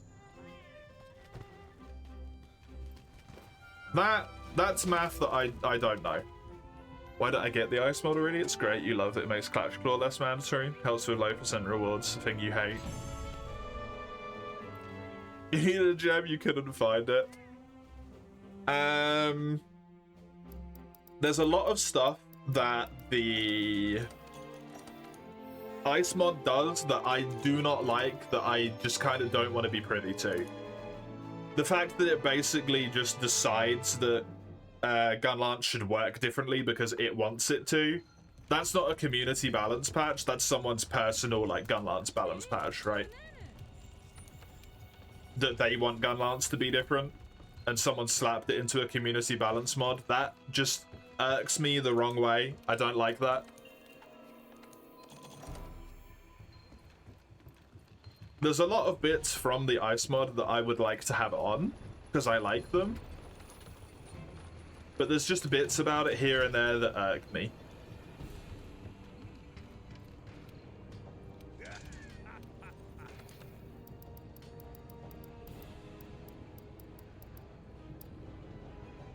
That make me kind of want to stay back from it a little bit. Oh my god, look at that sharpness. It's a shame the weapon is a dog.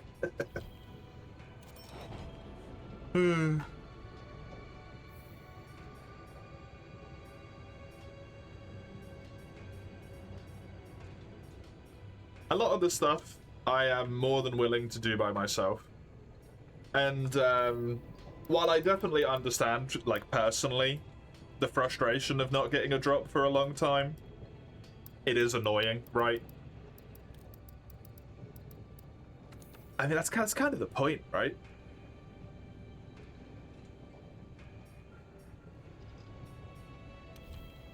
That's part of the process, man. Sometimes RNG is gonna fuck you. It makes those times where you get a gem that you need on the very first hunt you do all the sweeter. If you remove that aspect from the game, I think, at least in my opinion, you remove actually a very important part of the whole process by removing that.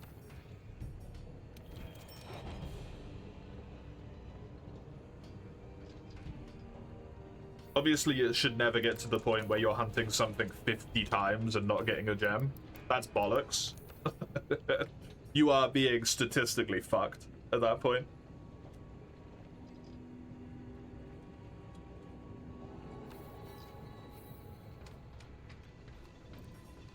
Quite a few weapon upgrades there. That was a good little haul, to be honest.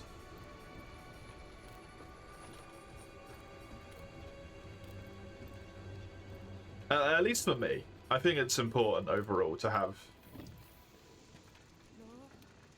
stuff going on. Well explained. Good job, bro.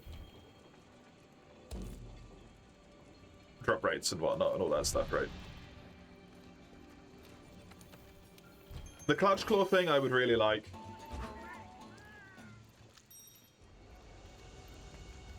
The Clutch Claw thing I would absolutely love. Make it so that it's, the damage values are a little bit better balanced outside of Ice Mod. I don't know if that exists, but if it does, I would love to turn it on.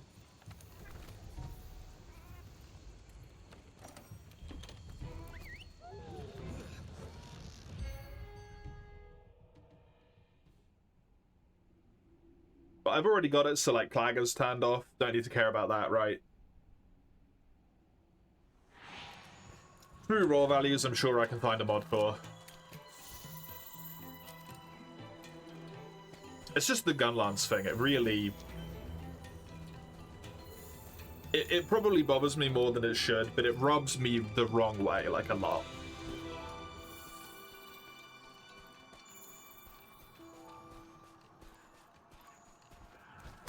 Drinking with a friend, ruin your body with poison. Have a fun time. Enjoy. Try not to get, Try not to get too much sauce.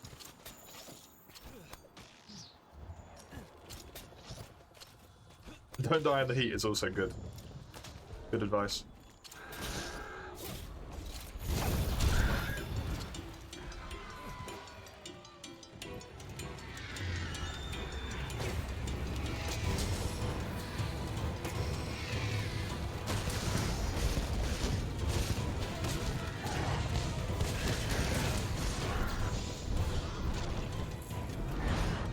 Do I actually have my eyes on armor? Well, just stick with this until the bitter end. What I want to do at the moment is clear up 5 weapon slots that are currently aligned to weapons. So that I can actually look at an armor set and put it on the wish list. My wish list is full at the moment.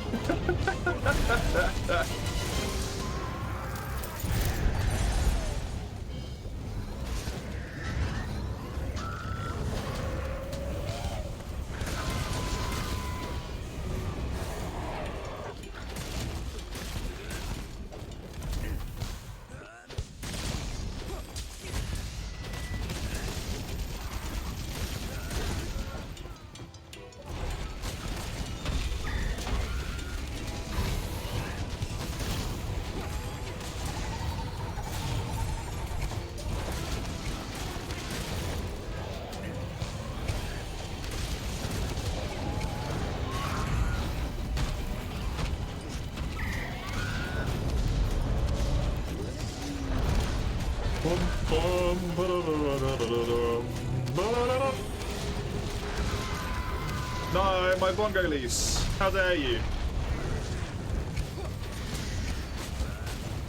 Damn it. That's the best bit of the mount track. The mount ended too early.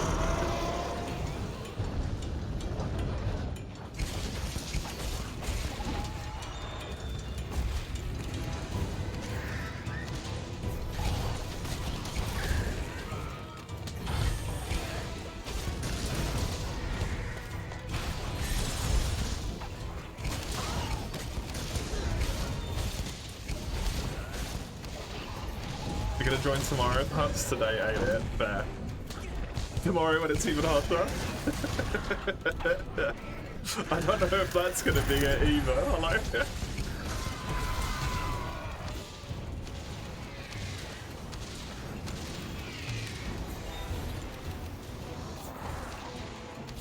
Oh, there's a video I really like. Which is a combined audio mix of Raging Brachydios, of his mount theme and his normal theme together to cover the lows in the musical track with the highs of the other part, so that it always maintains the almost good part of each track. It's so fucking good. I love the mount themes, man. I'm really sad that mount themes are not seemingly a thing.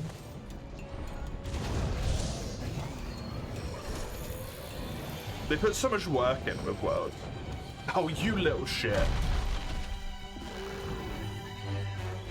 Musically, I know a lot of people don't necessarily like the shift away to more of a background-oriented musical style. In some instances, I'm definitely not a fan of it as well, but...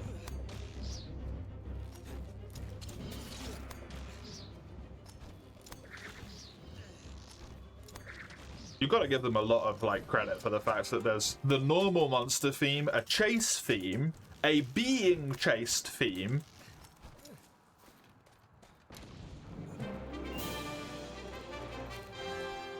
and then also a mount theme. That shit's wild. Each monster that has its own music has 3 separate music tracks. Shit's fucking amazing. There's no problem, Eugene. You join when you're able to. I appreciate it when people can help, but you got stuff to do. You got stuff to do, right?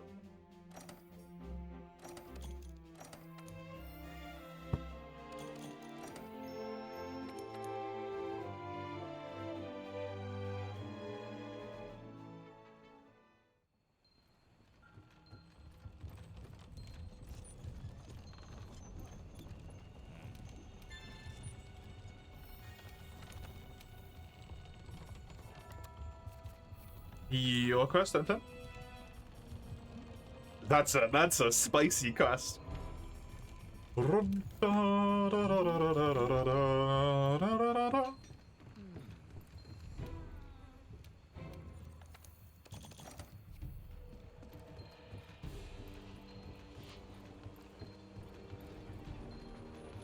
like basil, if you can't tell. Somehow that wasn't apparent. I quite like basil.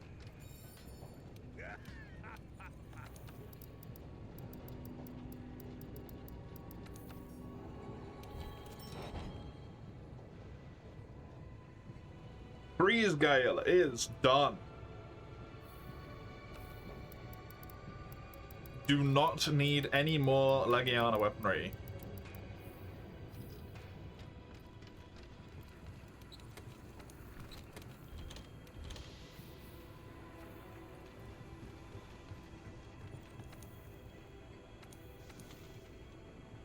Slay a Tio? A Tio? Sweet. And high that is.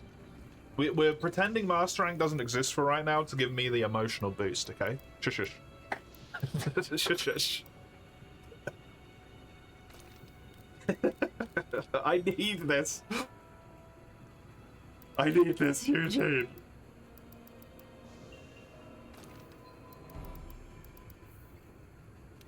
See, like, this one is better because it's blunt, but the blue is just so pretty and goes so well with my armor. Look at that. It's so good.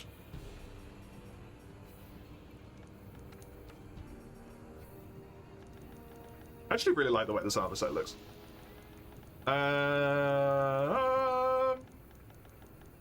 Pendant settings.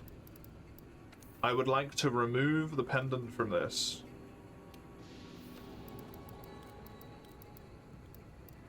We're going to use the pendant to mark stuff in my box.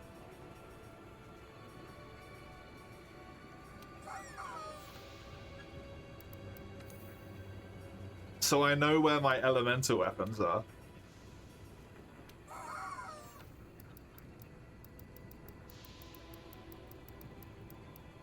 Currently, this is my best dragon option.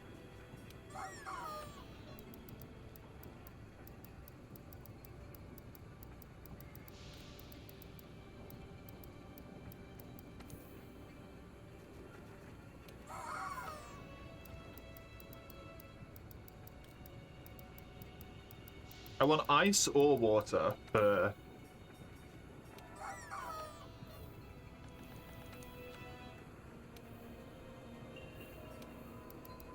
the thingy, which means I want...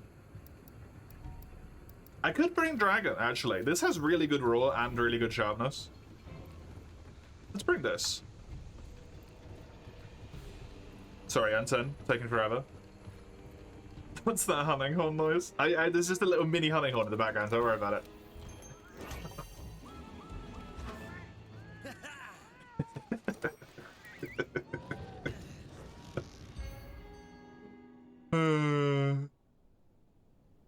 You've been waiting for weeks, you can spare 3 minutes. Valid.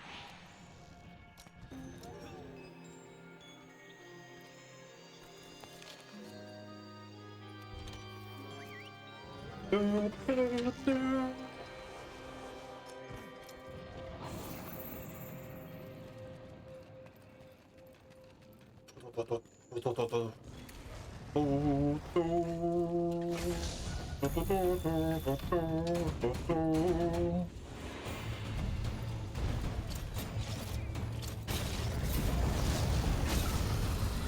wartime.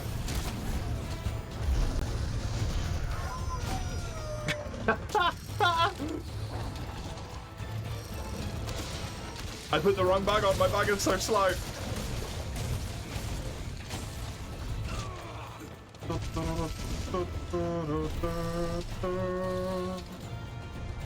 Oh, because I switched to the fucking Nergi weapon. You absolute pillock.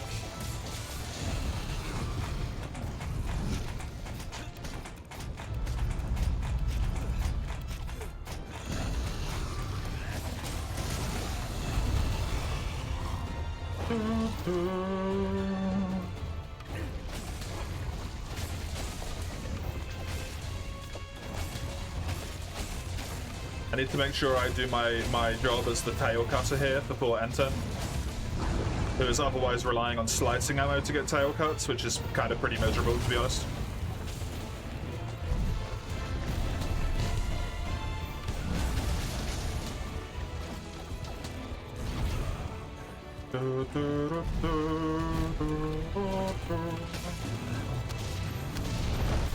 Give me that. Yoink my way into that healing juice. Oh, the bug is so slow.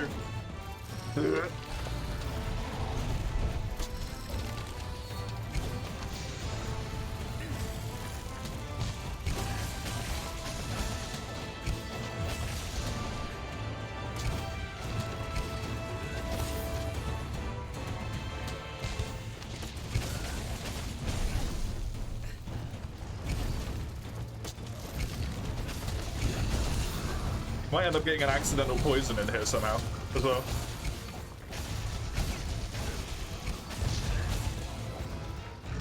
Since this bug apparently has poison.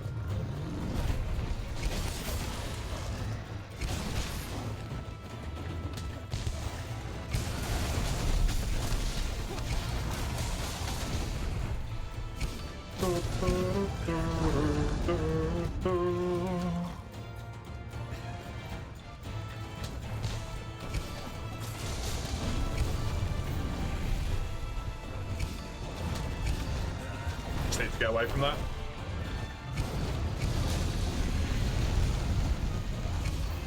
You can thank the cat for that. Nice to meet you, nice to meet you.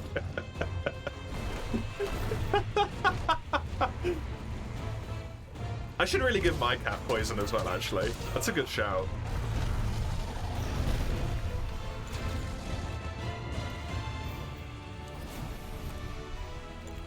I don't have life powders in my item set.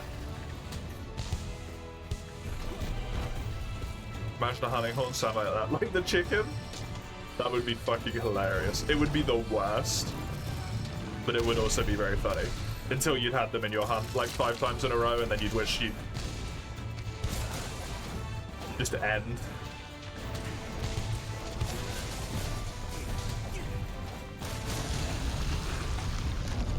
Oh.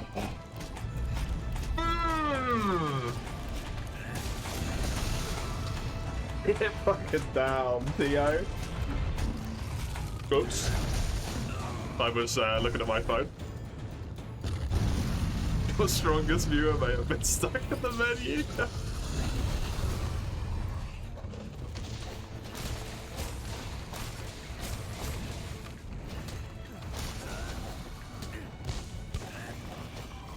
Everyone, including the monster's gonna be on the hunting horn user.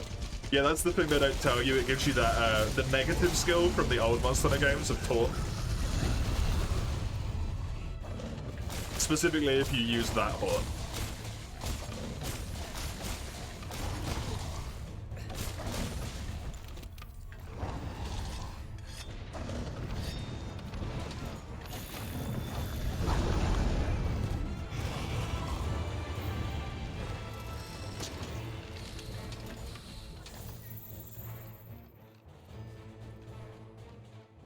Or a positive skill if you're playing Lance.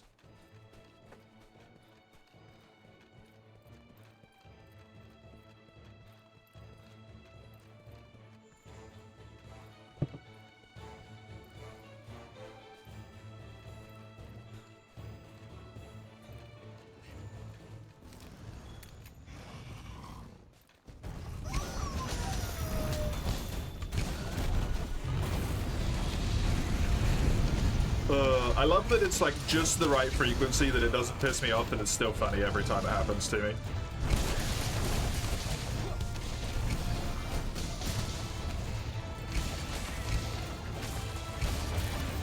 There it is.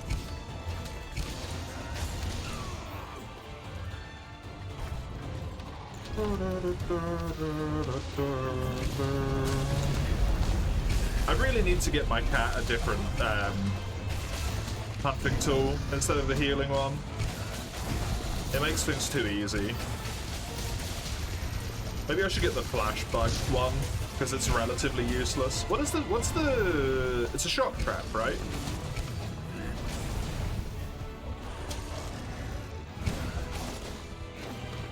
What's the I actually don't know. You get it drops firefly cages on the ground. What's the other benefit? They all have multiple benefits.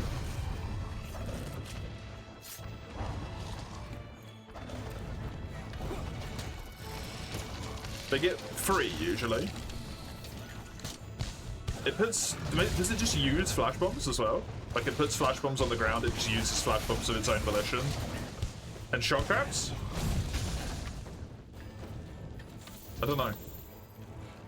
I want to get the steel on. I can't use the plunder blade because the Iceborne upgrade to it, where it just stabs and stabs and stabs and stabs and makes it drop loads of shinies. That noise pisses me the fuck off. So I refuse to use it.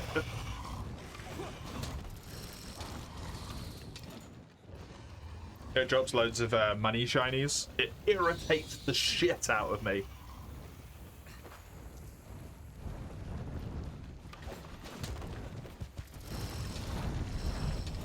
So now I just don't use the Plunder Blade. Otherwise, Plunder Blade would have been great for this run.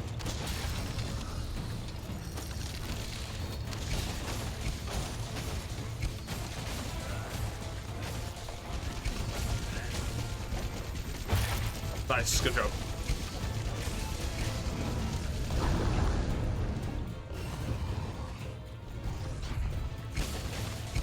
Glad me and Enten are aligned in our desire for full breaks.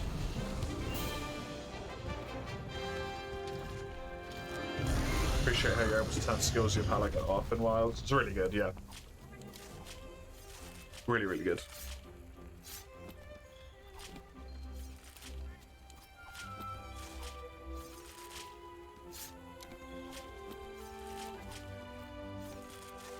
Hey, congrats! Theo Jum.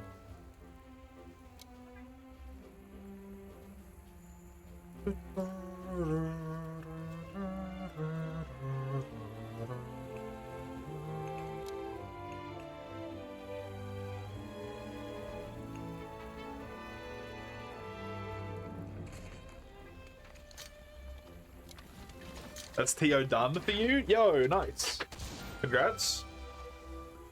Congrats.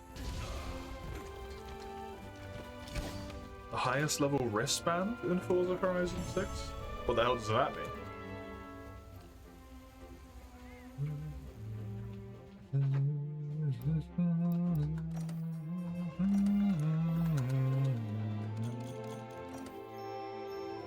Progression thing? Fair enough.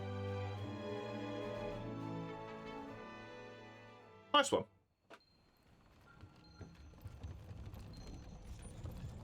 Tail Rider Safari's back, the Aerial Rod, the Water Glaive.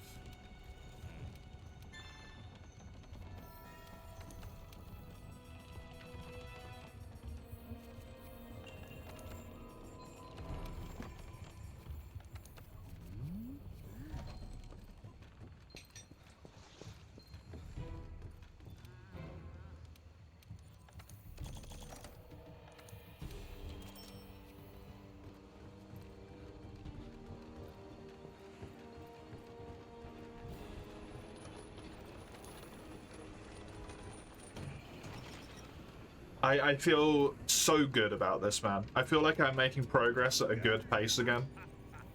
New rank, new me. I'm making posts. Feels great. Feels fantastic.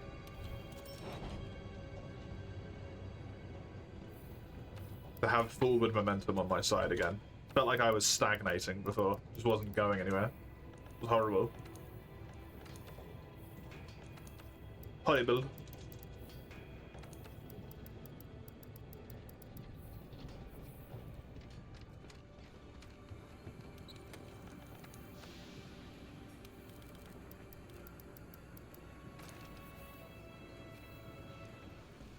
Give me speed.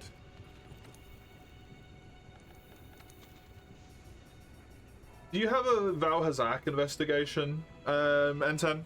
Because I don't have any Valhazak stuff.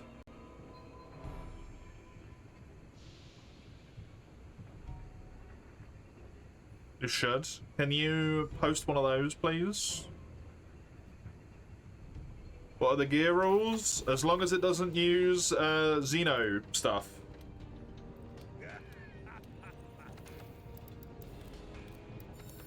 It's the monsters I've killed and before that point.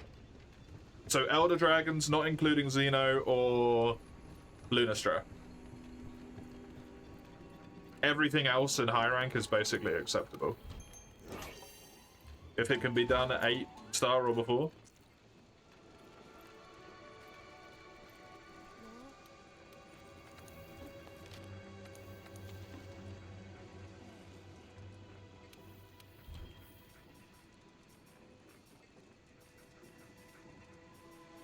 That's a damn good quest.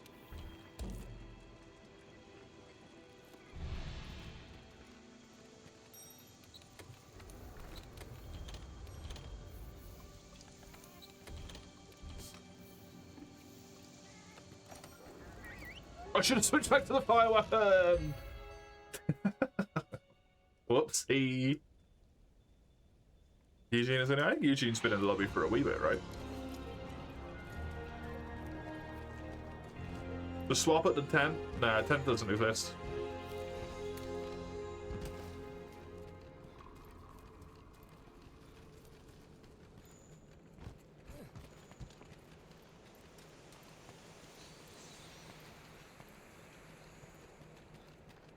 What's a tent exactly? That's what N10's pitching right now.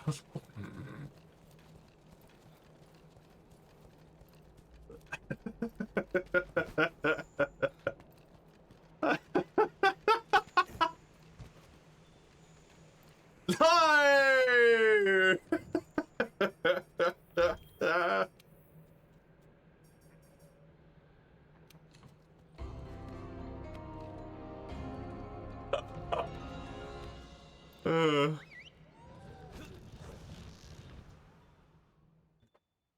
Your words, not mine.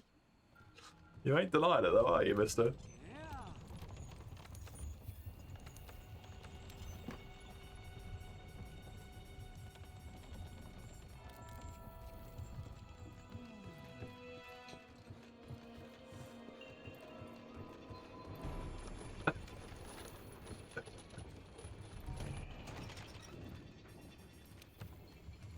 Nina's still right before Nerg. Oh, so you can't do any of the elders.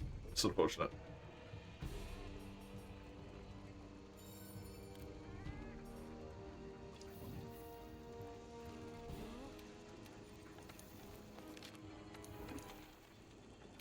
You're just sneaking in whenever non-elders are available then. It's really unfortunate that I got all of the Legiana stuff that I wanted from that quest. You're about to change it? Fair.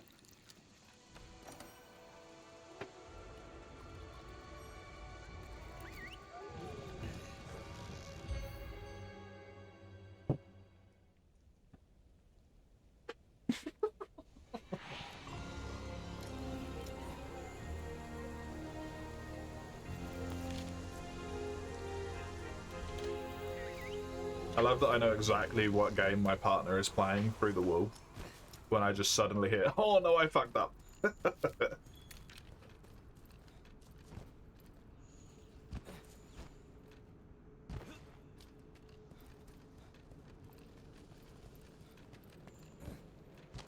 game does I fuck that mean? Dead by Daylight.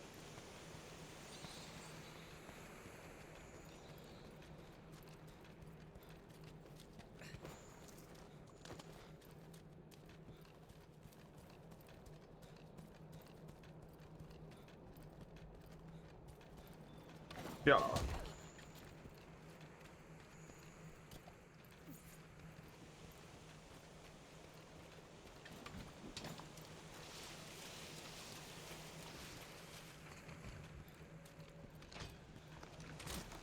Yeah, get him. Get him. He's in line of sight. Shoot him. Shite. He's in line of sight. Get him. Yeah! Oh, the vitality cloak to tank the acid. Very clever, very clever. Oh, Christmas lights. He's cheating!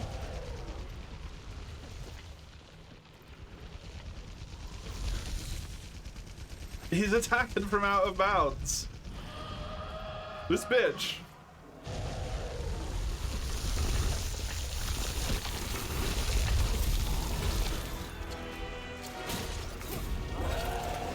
You motherfucker.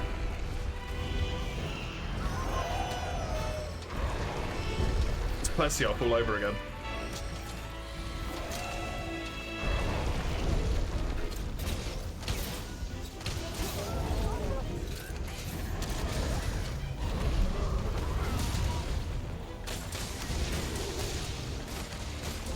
N10 should have the heads.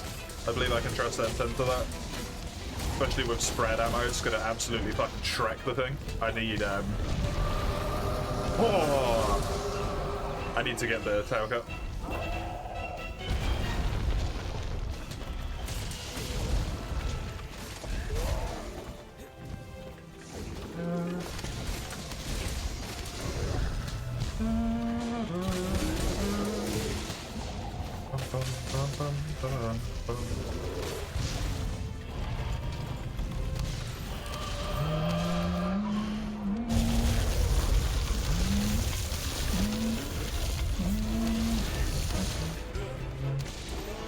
God, I love that bit of music.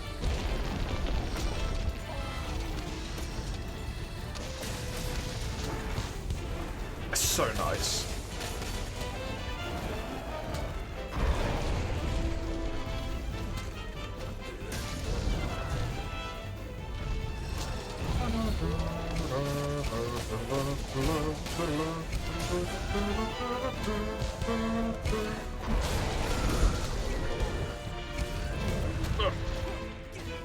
Missed.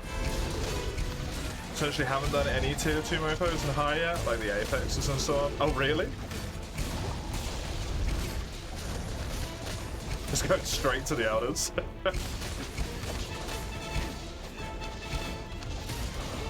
It's definitely doable. I mean, I'm using Cincy armor for Christ's sake. So.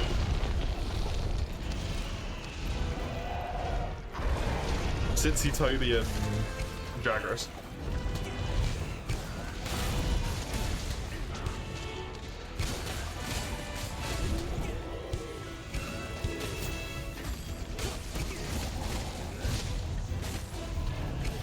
I'm getting, occasionally, here and there, I have a moment with Insect Glaive where I'm like, that was pretty fucking slick, actually.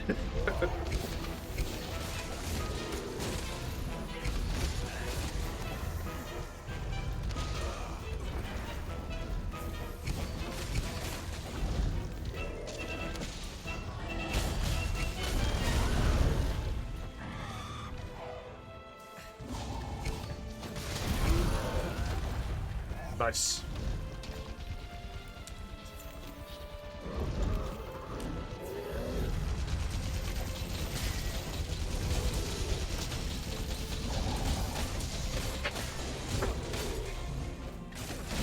Should make sure that I break his arms as well, because claws are also important.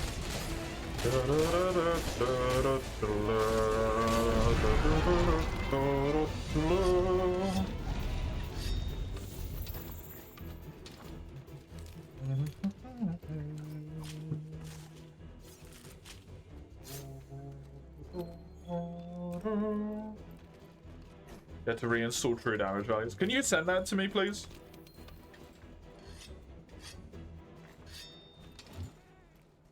Hello, Ein. How you doing? Good to have you.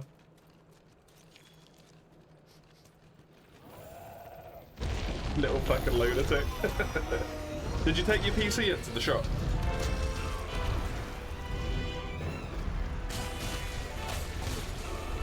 Do I not have it? I do not have true damage values, though.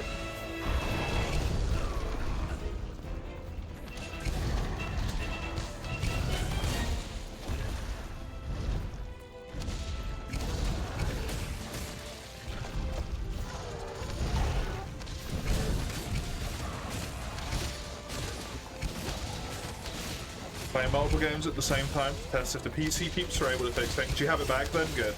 Good. I pray it is actually fixed this time. Thank you very much, Moose.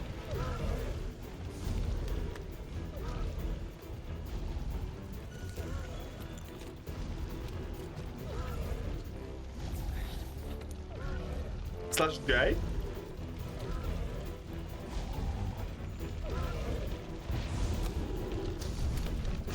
Oh.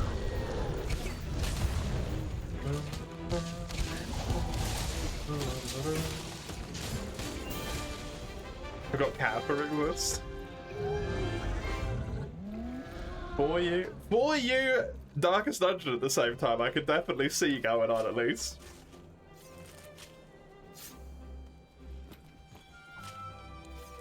Yep, there you go.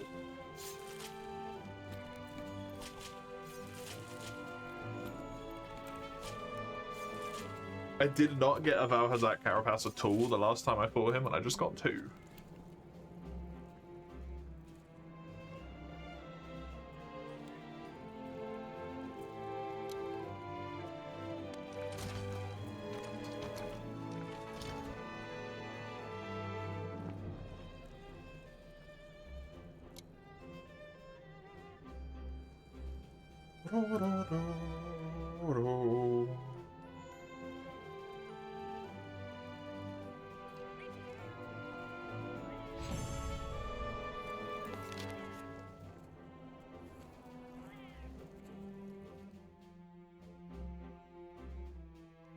I'll leave that like that, so that I hopefully remember. Hopefully. The Horizon Wilds, to be honest, it didn't seem quite right, yeah.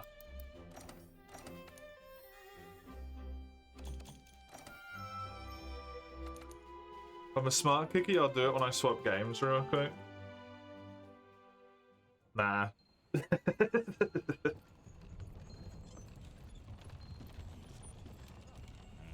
You must tend to the beam. I don't think I want to know anymore. I don't even want to say enjoy.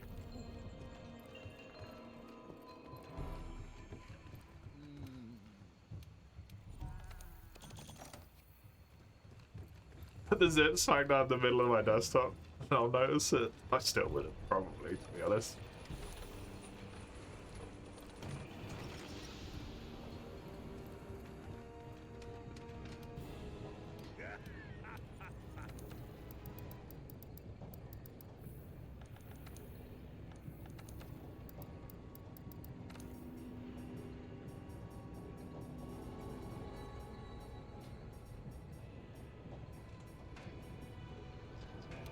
Empress Way.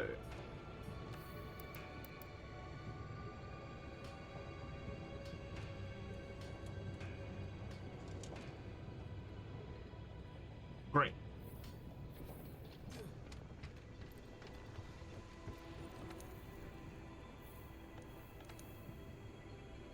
Thank you for all the hunts sent in. I appreciate your help.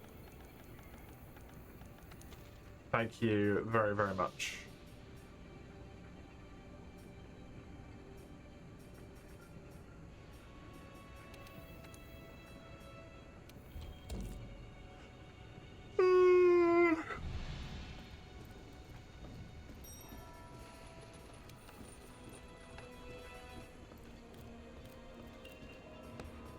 Fuck, for almost at 3 hours. We are, yeah.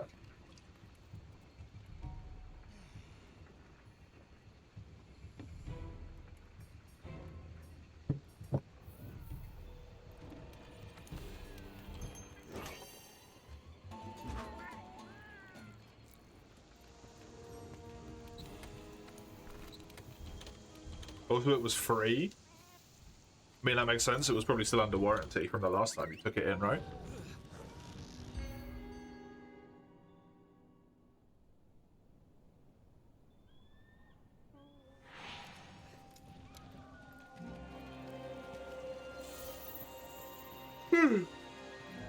Jesus. I feel like it wasn't terribly too long ago that you took it in for a similar-ish issue?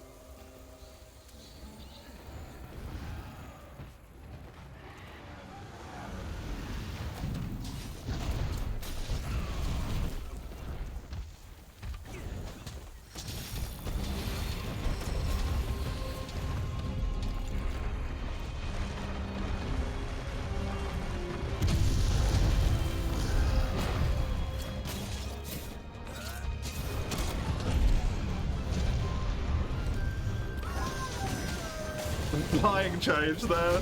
Nice changing for instead, yeah. Very well timed.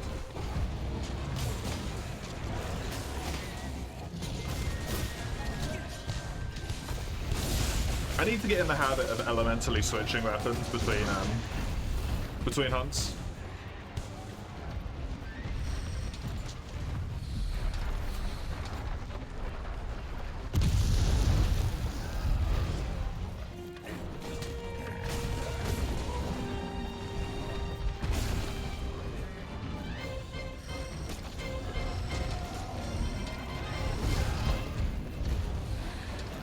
I don't know if Dragon's terrible hit though. Actually, I can't really remember.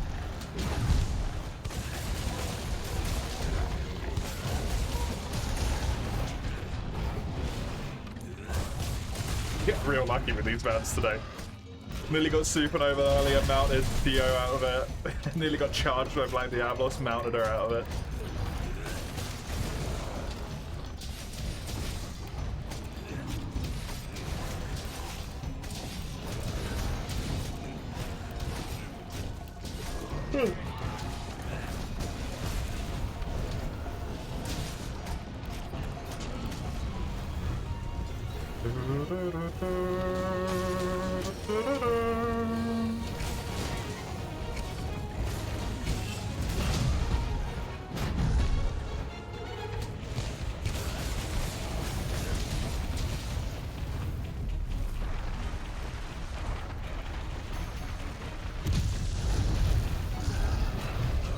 Oh, I rolled into the tail. I thought that would work.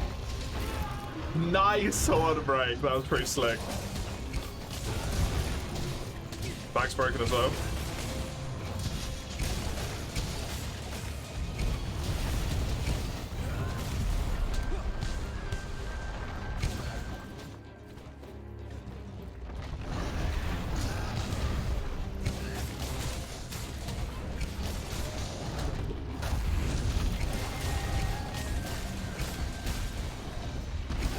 Oh, good. Eugene's using light bowgun. That means the other horn will probably get broken. That's the only thing I need from this quest is a horn break.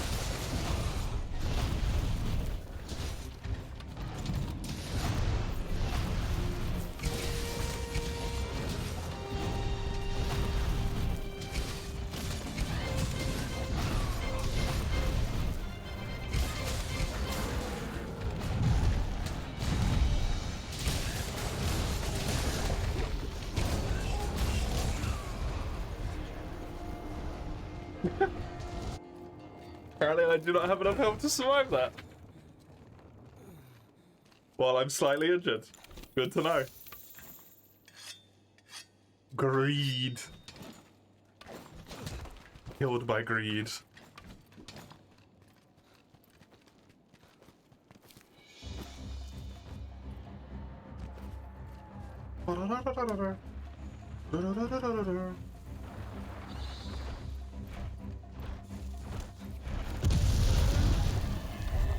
Just follow with me.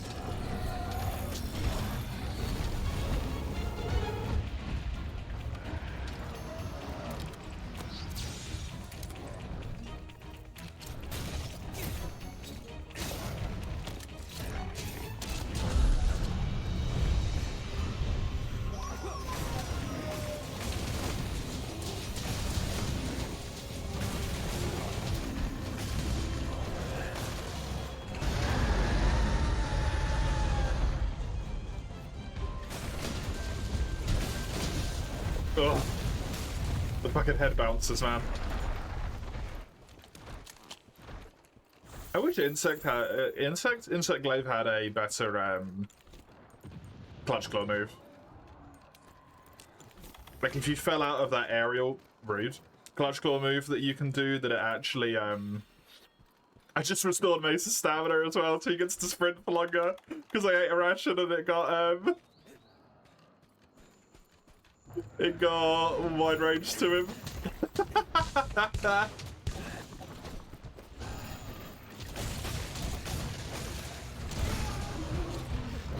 Nice, there's the horn.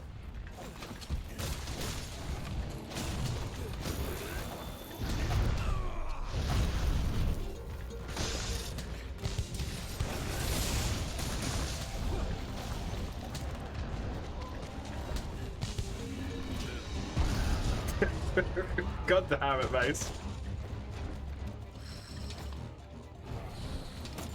What a personal mission to try and kill me.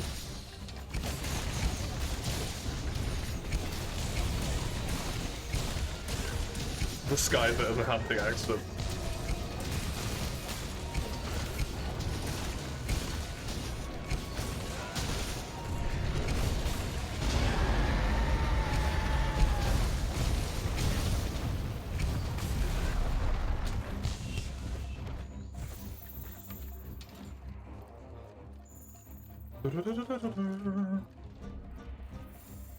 Bum bum bum. Bum bum bum. Bum bum bum. Bum bum.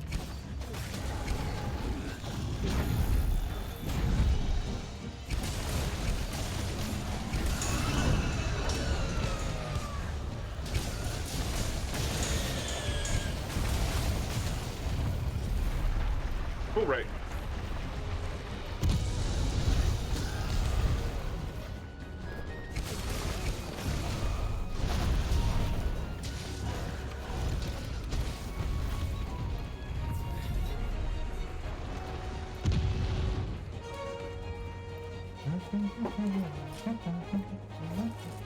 Oh, wide jump. Nice. Ah, Diablos, stop it. This is too much. Hey, Zanisha! Thank you very much for the raid, I appreciate it. How was your stream? What were you up to? Pleasure to have you, as always.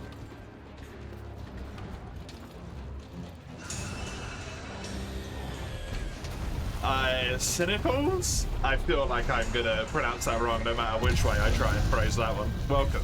Hello. Insect Glaive, your beloved. It's really fun. I knew I enjoyed Insect Glaive in World, but I've had a few moments that I've been playing it for a good bit of time now where I'm like, oh, some good moves.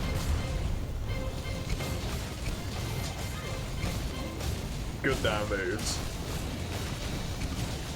Played a few games, you're on 3 hours sleep, you have to cut it short. Yeah, that's probably for the best at that point.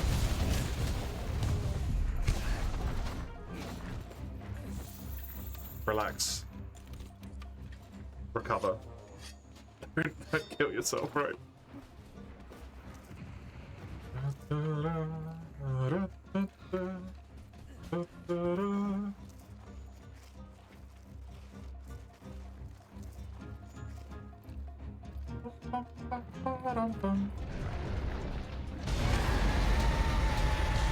You're a Swags player? Swags hammer on top.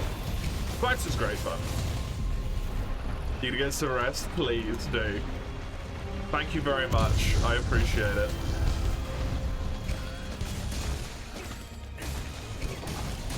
I hope your rest is peaceful and uninterrupted and cool. Sorry, Eugene.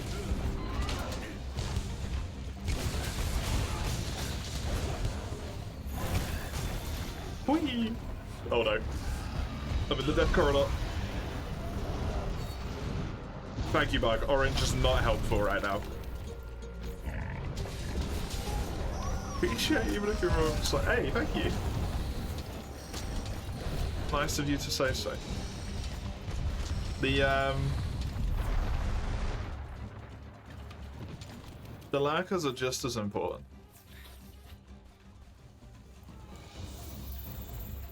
Is it weird that Rise is your favorite monster? I don't think it's weird at all. It's not what I would personally pick, but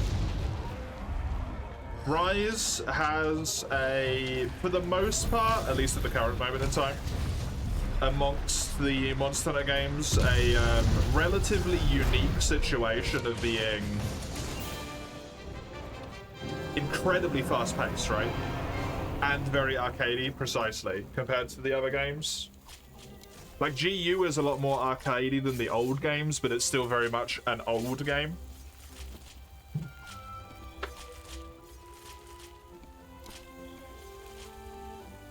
Not everyone wants to play Gran Turismo, you know? Some people want to play Need for Speed. Makes perfect sense.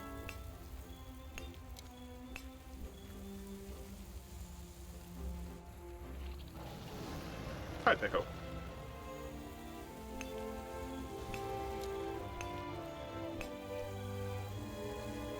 It's a good one.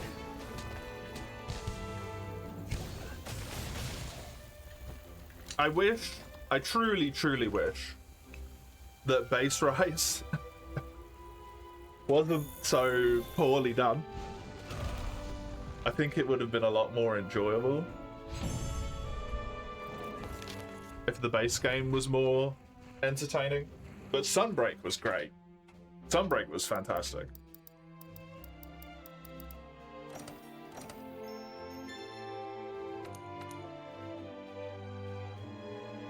They managed to make a monster that otherwise might have been, I think, probably my least favorite monster ever in the title updates and turn it into a fight that I actually really like. So, you know, props to them for that. With Amatsu.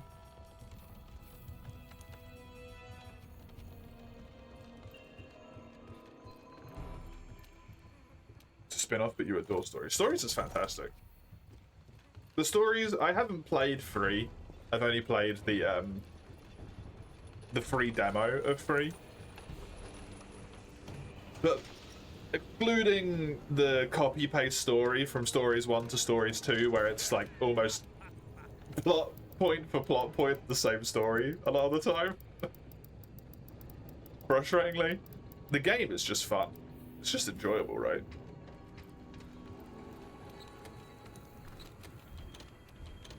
And despite its, for the most part, cheerier nature, when you get into the post-game of Stories 2, it doesn't really shy away from the difficulty, right? There's some hard fights in there.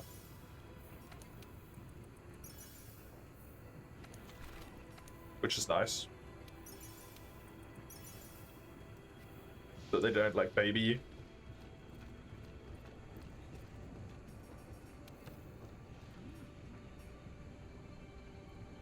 Gathering of the Curio is one of the coolest quests in all of Monster Hunter. That quest is so well done.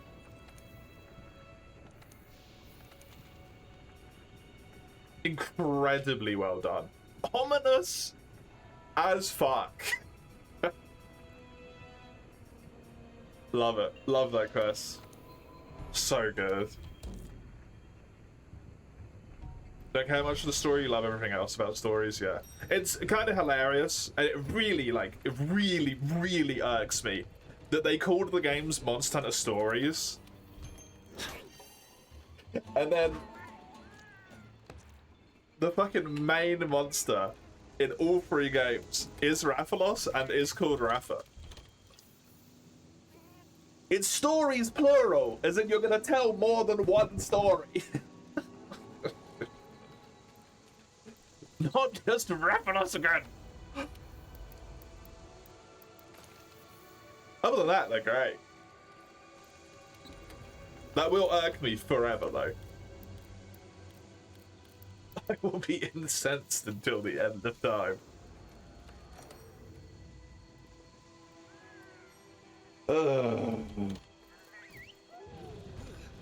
Pokemon's your main game. It's fun to see one of your favorite franchise take a whack at it. Yeah. I think honestly they did a good job as well. And at least in my opinion, I think they stand in a space that's far enough away from Pokemon. Like, it's unique enough that it's not just like saying Monster Hunter Pokemon is legitimately like not a good indicator of what stories it's at all.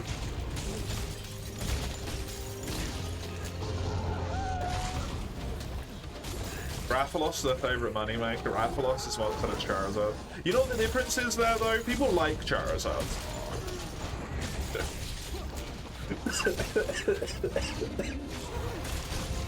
I think everyone who's played Monster Hunter for long enough is fucking sick of Rathalos, man.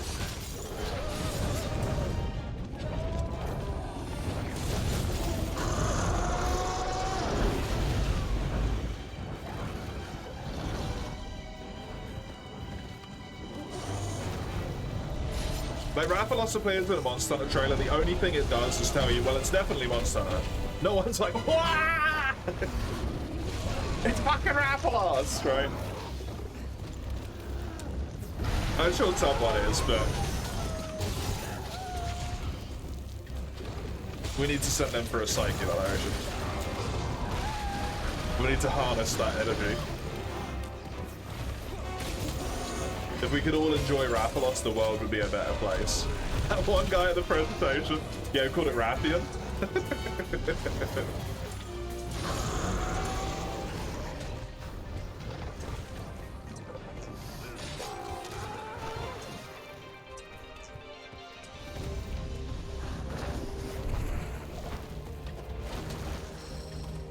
We're getting Kazu as the main boss.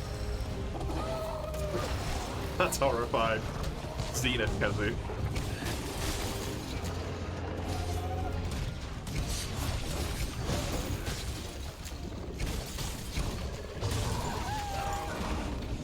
Kind of like old Final Fantasy gameplay mixed with Pokemon. Creature collectors compared to Pokemon by default SMT exists.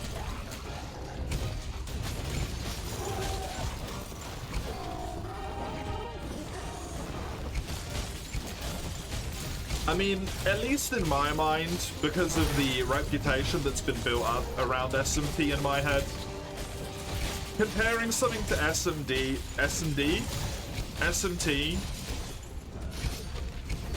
might as well be comparing something to, like, BDSM. It's like Pokemon, except someone's got your balls in a vice. Every time you click the wrong move, they just tighten it a little bit more, you know? It's not really the association I want to have with the thing that I'm going to be playing.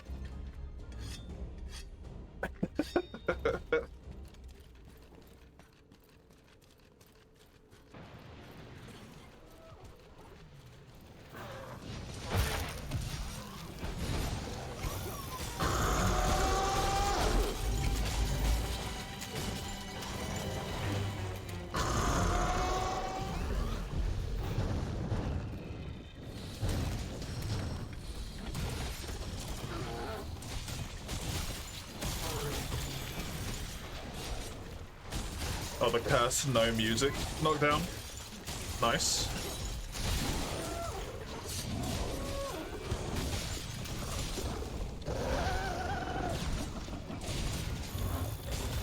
Oh, he didn't limp. If he limped at that moment, it would have been perfect.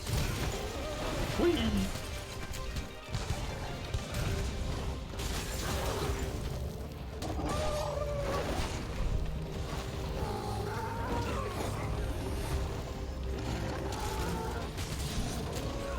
Pokemon is kind of like Yokai Watch. Is Yokai Watch one of the ones that's always taken up all the fucking Citra rooms? I think that's my only exposure to it. The Monster Hunter specific Citra rooms that are filled with people playing Pokemon and Yokai Watch.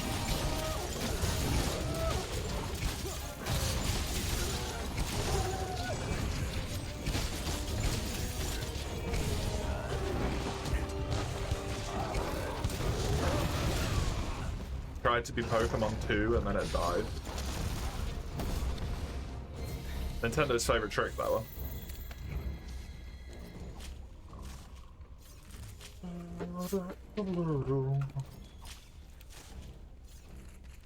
Hey, with that one lawsuit wrapping up now, there might be more Pokemon contenders on the horizon.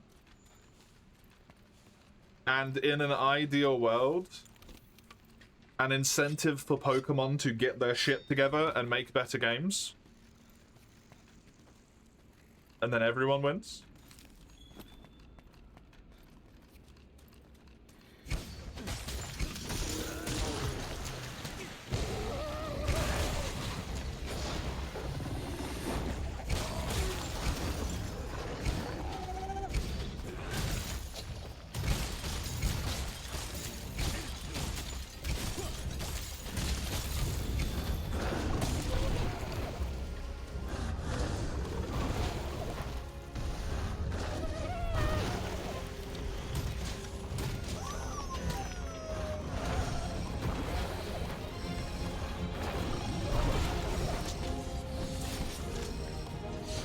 You got a lot of delay there. Jesus. You got a good team about Wind and Wave.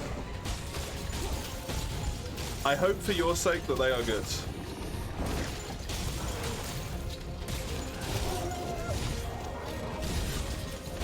The problem I have with Pokemon is that they made genuinely one of like the most memorable games I've played that I think had like a fantastic story, and then they proceeded to never make another game like it at any point ever.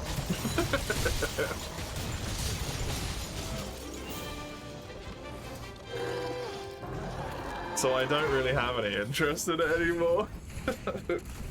Because it seems like they went, we made something amazing, and then just proceeded to like slowly shit the bed more and more.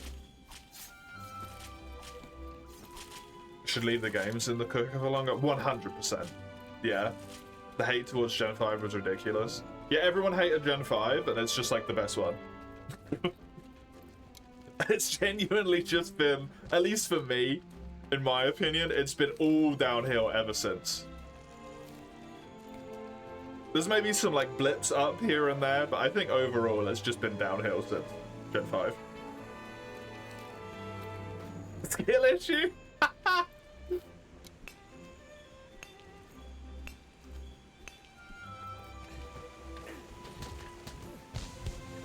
Yeah, the thing that needs to happen is that, like, the Pokemon Company need to stop yoinking the fact that they just want to milk money from it, right?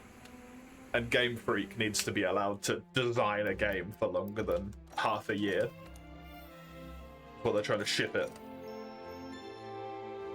But then they could probably do some legitimately good stuff with it.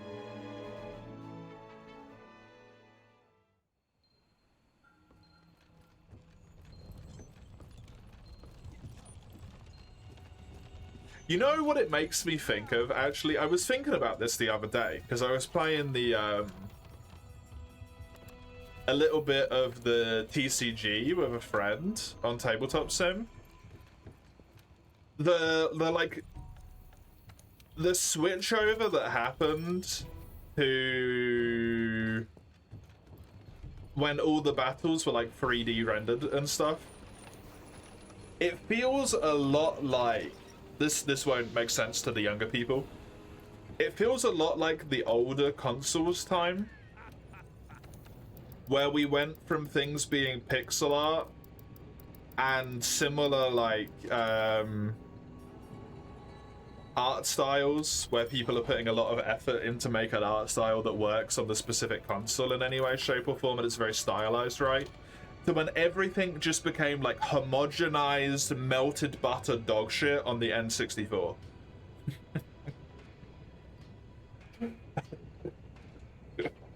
Because people were like, we can do 3D graphics now? And then everything looks like melted plastic, and it's just horrible. With the N64 era of games, and how it was like, it was even on like the trading cards for Pokemon and stuff. And it's like, these just look terrible compared to art that someone's actually like done themselves. It's fucking hilarious. So fucking funny, man.